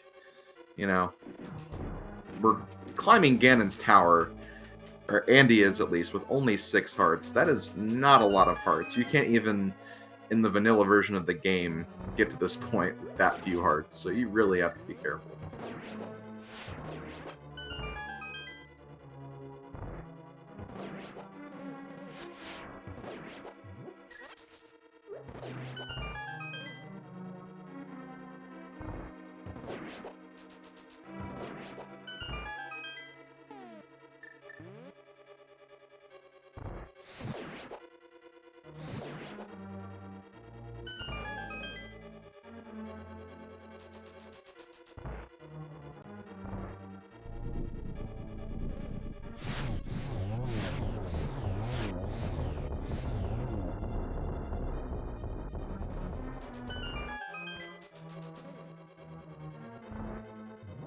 Andy having a little bit of better Lamola's fight than Willard did.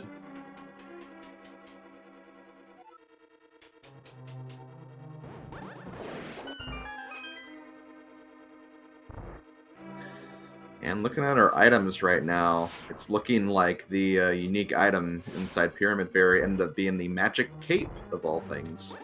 Because we found both Bomba, or Ether and Powder in Ganon's Tower.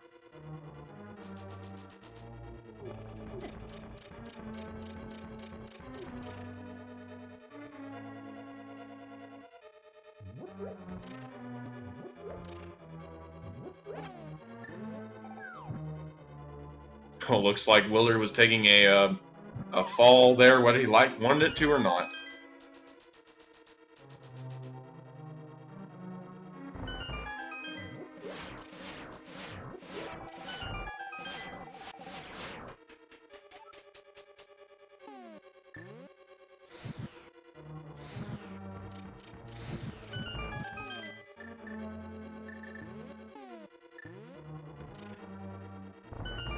And there's the heart container, the only one in expert mode. That's a pretty nice place for it to be for Willard. Yeah, definitely.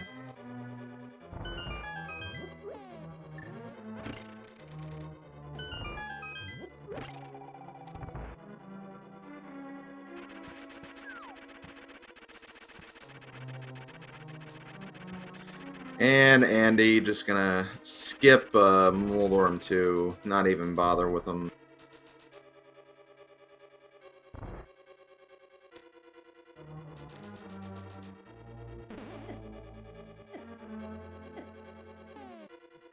Those just joining us, this might look closer than it actually is. This is an all dungeons race, which means you need to beat every Crystal and Pendant dungeon and beat both versions of Aghanim before you can defeat Ganon. Well, and this is also Key Sanity, and you need the Misery Mire Big Key to beat Misery Mire, and Willard did not go get that from the Magic Bat. So, but Andy did, and so that means Andy is way ahead of Willard at this point. And he does need to be careful on Aghanim 2, though. One hit will give him a death.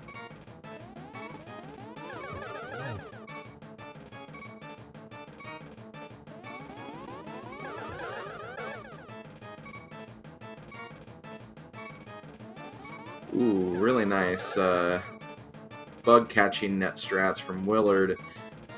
Gets Aghanim 2 down.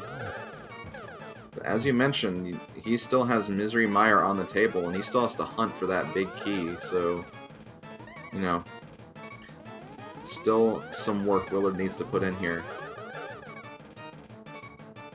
I want to say Andy has one hit left. He does, and he gets him.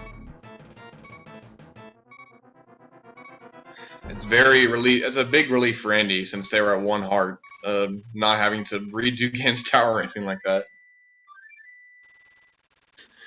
Okay, so Willard pulling out the flute. He is fluting to 3. I think he knows where that big key is going to end up being. And he's going to be pretty mad once he sees it, because he knows he could have gotten that as soon as he beat Thieves Town. Yeah, but I mean, that's Randomizer for you, and I believe I saw Kern in chat earlier mentioning that, like, you know, he took a chance on Ganon's Tower, and, you know, it was definitely a good chance in terms of numbers, because 27 items, if the big key's there, he would have been fine. It's just unfortunate that in this particular case, it just did not pay off.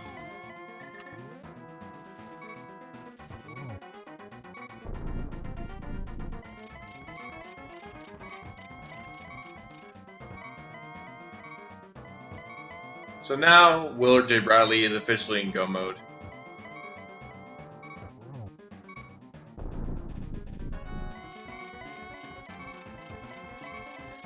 Andy is in the third phase of the Ganon fight.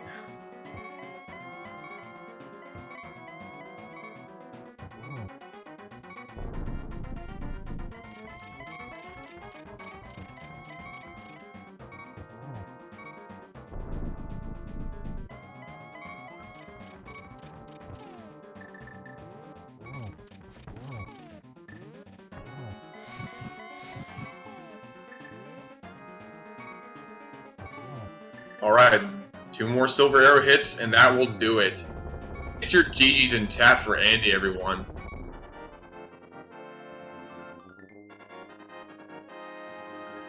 And with that, Andy will take game 1, moving into game 2.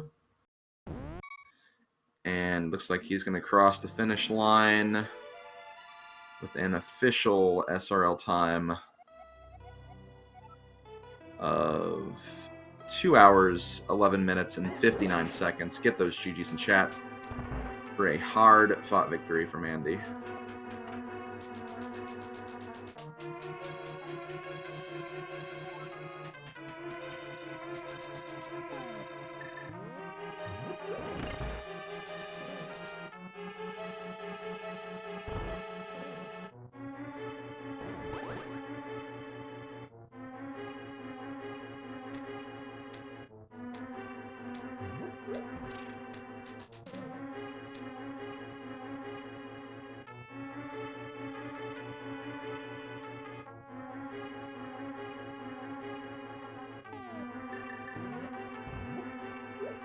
It looks like Andy has joined us in the interview room. GG's, Andy. Thanks, GG. It was a really interesting seed. So that fake powder, that was a interesting way to get go mode. Yeah, after getting Eastern Big Key at Argus got me into GT, and I really didn't want to go into GT without doing Mushroom and Powder. And I didn't need Magic for Eastern anyway, so I figured I'd do it before Eastern, and it ended up paying off pretty well.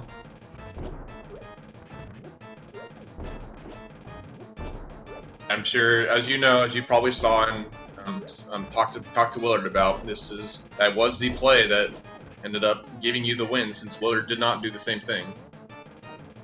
Yeah, it's a little unfortunate. GT is like the statistically better play, but it's a lot more time loss if it doesn't pay off. And that's how it goes sometimes, unfortunately.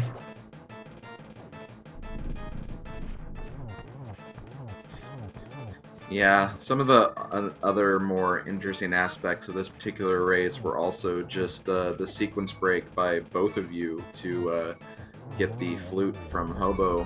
Maybe not so much on your end, but Willard definitely got a lot of good stuff with that flute find, managing to go to Maya early to find Kana Samaria, and just got a lot of other stuff before even getting the flippers, which blocked a whole bunch of stuff, and pretty much that next progression of the logic. Yeah, the seed was definitely pointing towards Meyer. We had all 3 small keys pretty early, but I wanted to save it for potentially having Meyer Big Key or Kane or both at some point. Right. But yeah, it definitely could have hurt me pretty hard in the long run. The only thing I was really worried, I wasn't too worried about Willard dipping there earlier, even with everything it led to, because you have to check a lot of stuff in Key Sanity anyways. Yeah, exactly. The one thing I was worried about, Turtle Rock Big Key chest for a little bit, but then the 4th Turtle Rock key was in a terrible spot, so I wasn't worried about that anymore. Or if it was like the Meyer Big Key, it was going to hurt us both, not just me. And then Ice Pal's big chests, because I did Ice Pal super early. Ice Pal's big key was like in Turtle Rock or on Dark World Death Mountain or something. So I figured if Willard did Meyer early, he was doing Ice late, and that could have really owned me. But yeah, that's pretty much what we were all thinking. Is when Willard was going through Ice, he did have that big key, so he had the opportunity to check that. If that was the big key to Meyer, then pretty much just on the reverse of what happened in this particular scenario. But I imagine you would have probably put GT over that one chest in Ice Palace, I'm sure. Yeah, for sure. I mean, if it was there and Willard did what I thought he did, which, he did, then I lose pretty much no matter what. So there's no way I'm going back there until it's like my last check left. But Willard does take down Ganon about 5 minutes after Andy does, so definitely get all your GGs in chat for a very hard-fought race on his behalf as well. Definitely made it very interesting. You know, really had no idea who was going to take this one until pretty much his decision to skip Magic Bat. So yeah, it was a really, really close race up to that point. Yeah, it was a fun seed. All Dungeons Key Sanity can definitely be a little hostile sometimes. The vanilla Agate Tower, small key. Also vanilla Turtle Rock, small key ish, I suppose. And with that, we do have our runner-up for this race, WillardJBradley. GG. Sorry about that unfortunate Meyer placement. How are you feeling after all of that, man? Well, I wasn't going to interview at first because this is like literally the worst way to lose a race, especially when you played really, really well. I felt so good like the entirety of that race. And then it just comes down to, well, what are the odds that the Meyer Big Key is going to be in this little old bat cave or all of GT? And, but I mustered up. I said, whatever, let's do this interview because I want to talk about it. But GG's, Andy. That was a good race. That was a really cool seed. I actually really liked it. A lot of weird vanilla keys too. Like the Castle Tower key was hilarious. I was like, oh, Turtle Rock, 4 hearts, Aga. Yeah. I really liked my Turtle Rock play because I did Turtle Rock before Hera. Well, first, I'm really happy with my Death Mountain play when I finally got up there because I just was like, you know what? I bet there's a mirror and a Hera something in like Quickshank Cave or whatever. So I went straight to the Dark World after doing Paradox and Spiral, and it was like, bam, Hera big, bam, Hera small, bam, mirror. I was like, oh, okay, all right, perfect. Well, I could go do that, or I can dip into T-Rock. And then the Chomps had a small key, and I actually went all the way down and checked the roller room right before going down to Laser Bridge, and then mirrored out, went and did Hera, got the T-Rock small, and then went back and finished T-Rock, which was really cool. Okay, I got that Turtle Rock small before going into Turtle Rock, so once I got that one in Change Up, I'm like, all right, well, I'm leaving this chest behind. I hope, I hope this doesn't pay or doesn't own me. And then with where the 4th Turtle Rock small key was, I was like, "This is owning me and Willard. There's no way." Was it? It was a checkerboard cave. Oh, maybe that was my 3rd. I don't remember. Maybe it was my 4th. But yeah, I was really happy with like early flute. That was nice. And then I went to Meyer very early, like immediately after doing Death Mountain and stuff like that, and of course getting to the Dark World and stuff. But I really wish after getting the book out of Meyer, I'd gone straight into Desert, but I was feeling hesitant about some locations like the sewer chest in Hyrule Castle, which I'd left behind because I forgot to Death Warp. But yeah, it would have been nice to have that hookshot early. But yeah, I'm really upset. I'm actually like extremely upset right now because of how this ended. Because after Thieves Town, I was like, I have Cave 45 and I have Fake Powder. I'm going to only do one of them, and then I'm going to go to GT. And I did Cave 45. And then I full cleared GT, minus Tower Room. And still hadn't seen the dot done, so I was like, maybe Andy did the same thing. Probably not, but maybe. And then going through Meyer, I see the dot done. I was like, dang, I could have won this. But that's how it goes. That's Rando for you. And honestly, now that I've talked about it, I'm feeling a little bit better. But I just, hope you guys enjoyed that race. Ready for game 2 already. Also, the sequence break up to Death Mountain also had the the flipper hint in the basement of Hera, so I was like, well, that's nice.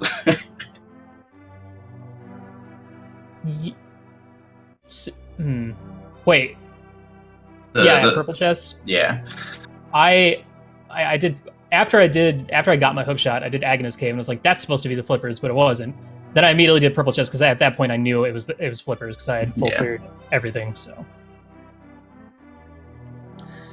But yeah, well, like I was telling Andy before you got in here, yeah, that sequence break at the very end, the beginning of the seed was incredible. I mean, like you said, like went straight to Meyer, got Samaria, and you also got the book, which led you to Desert, which gave you the hook shot, and then of course all the Death Mountain stuff. You got the play on Castle Tower, which I don't think was necessarily. Actually, no, there was that small key too with Castle Tower, and the ice rod. Yeah, so like, all of us were thinking like, my gosh, Willard is like just God reading the seed right now. Like he's just finding all these things, just these very interesting locations, and again, just that very last decision. And statistically, you had 27 versus 1. 27 versus 1. Like, I don't think anyone can blame me for making that. Yeah. I mean, I even felt stupid checking K45 because it's like, this is a time waste because it's probably just going to be in GT because it's a pendant dungeon and whatnot. And so, but I remember, I think there was a race I had where I had like 2 overworld locations, one of them being like dig spot, looking for Castle Tower key before going to GT, and I went and got that, and that was my go mode item, or go mode Castle Tower key. And I was like, K45, be my savior. And it wasn't. But yeah. It's funny because like my practice runs the last 2 days have been horrible, just in general, but it's all been execution horrible. So like right before this race for an hour, I just worked on blind a ton, Mothula, cold stare a little bit, and both the bomb jumps and ice, which I've been messing up a lot. The problem is right now both of my controllers that I use, the pause button is bad on them.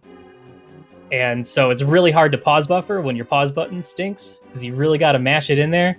So my thumb kind of hurts. I tried switching to my other controller, but it's even worse. I'm like, okay, no, I need to get these fixed up. But yeah, so I'm really happy with my performance overall. Just kind of got random, and that's how it goes. Yeah. And another thing, I definitely want to give kudos to both of you. Like I particularly enjoyed watching all the like hard reset strats in this particular seed and saving keys and stuff. That was definitely really cool to see, and definitely very vital to do in a mode like Key Sanity when you're like racing and stuff. So definitely cool to see all of those little tricks and optimizations being done to save keys and everything.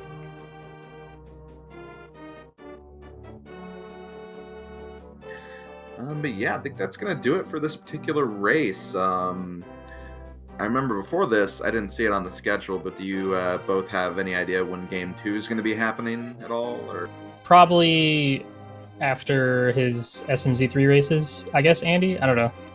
I'm good whenever. I might have work on Monday, but that's the only thing I have literally planned. So, up to you. Okay. I don't know if I want to do any more tournament races tomorrow since I have another one tonight. So I might wait till Monday or later, just because Super Bowl is on Sunday. I literally just said I have work on Monday, maybe. Yeah, so we can do it on Tuesday. It'll be fun. Okay, thank you. Okay, sounds good. Thank you both for racing today. It was a lot of fun to watch. A very, very entertaining and very exciting race to watch. So thank you both for all of that, and best of luck to both of you on Game 2. Thank you. Okay, so with that, I think we're gonna go ahead and kind of leave off on that. Again, thanks to both runners, Andy and WillardJBradley. Thank you to Malagord, who kept track of the tracking and all the other stuff behind the scenes, all those little icons you see on the bottom. He was the one handling all of that, so thank you to you for keeping that up to date. And special thank you to my co-com for this race, Relkin. It was a lot of fun commentating this one, this very long marathon seed, and it was fun to just be on the call for you for this one. Yep, same to you, Slim. This is a treat to see really good runners doing really hard modes. Yes, very, very difficult modes and very long modes with all dungeons and Key Sanity, definitely. So if you guys want some more Randomizer, obviously we won't be getting the continuation of this series until the start of next week. But there are going to be some matches from the other side of the semifinals. We have Thelaine and Korek, both games 3 and 4 will be played tomorrow. So if you want to watch those, come back to the Speak Gaming channels and take a look at those. Game 3 will be at 2:30 p.m. Eastern Time, And Game 4 will be at like 5 p.m., give or take. It may start earlier depending on when the first one ends. So yeah, if you want to see more of that series, come back tomorrow to watch that. And if Game 5 is required, that will be on Sunday. So if you guys want to see that, definitely come on back. But for now, this has been Slim Kirby. See you guys later. Thanks for watching, and see you guys next time. All right, see you guys later.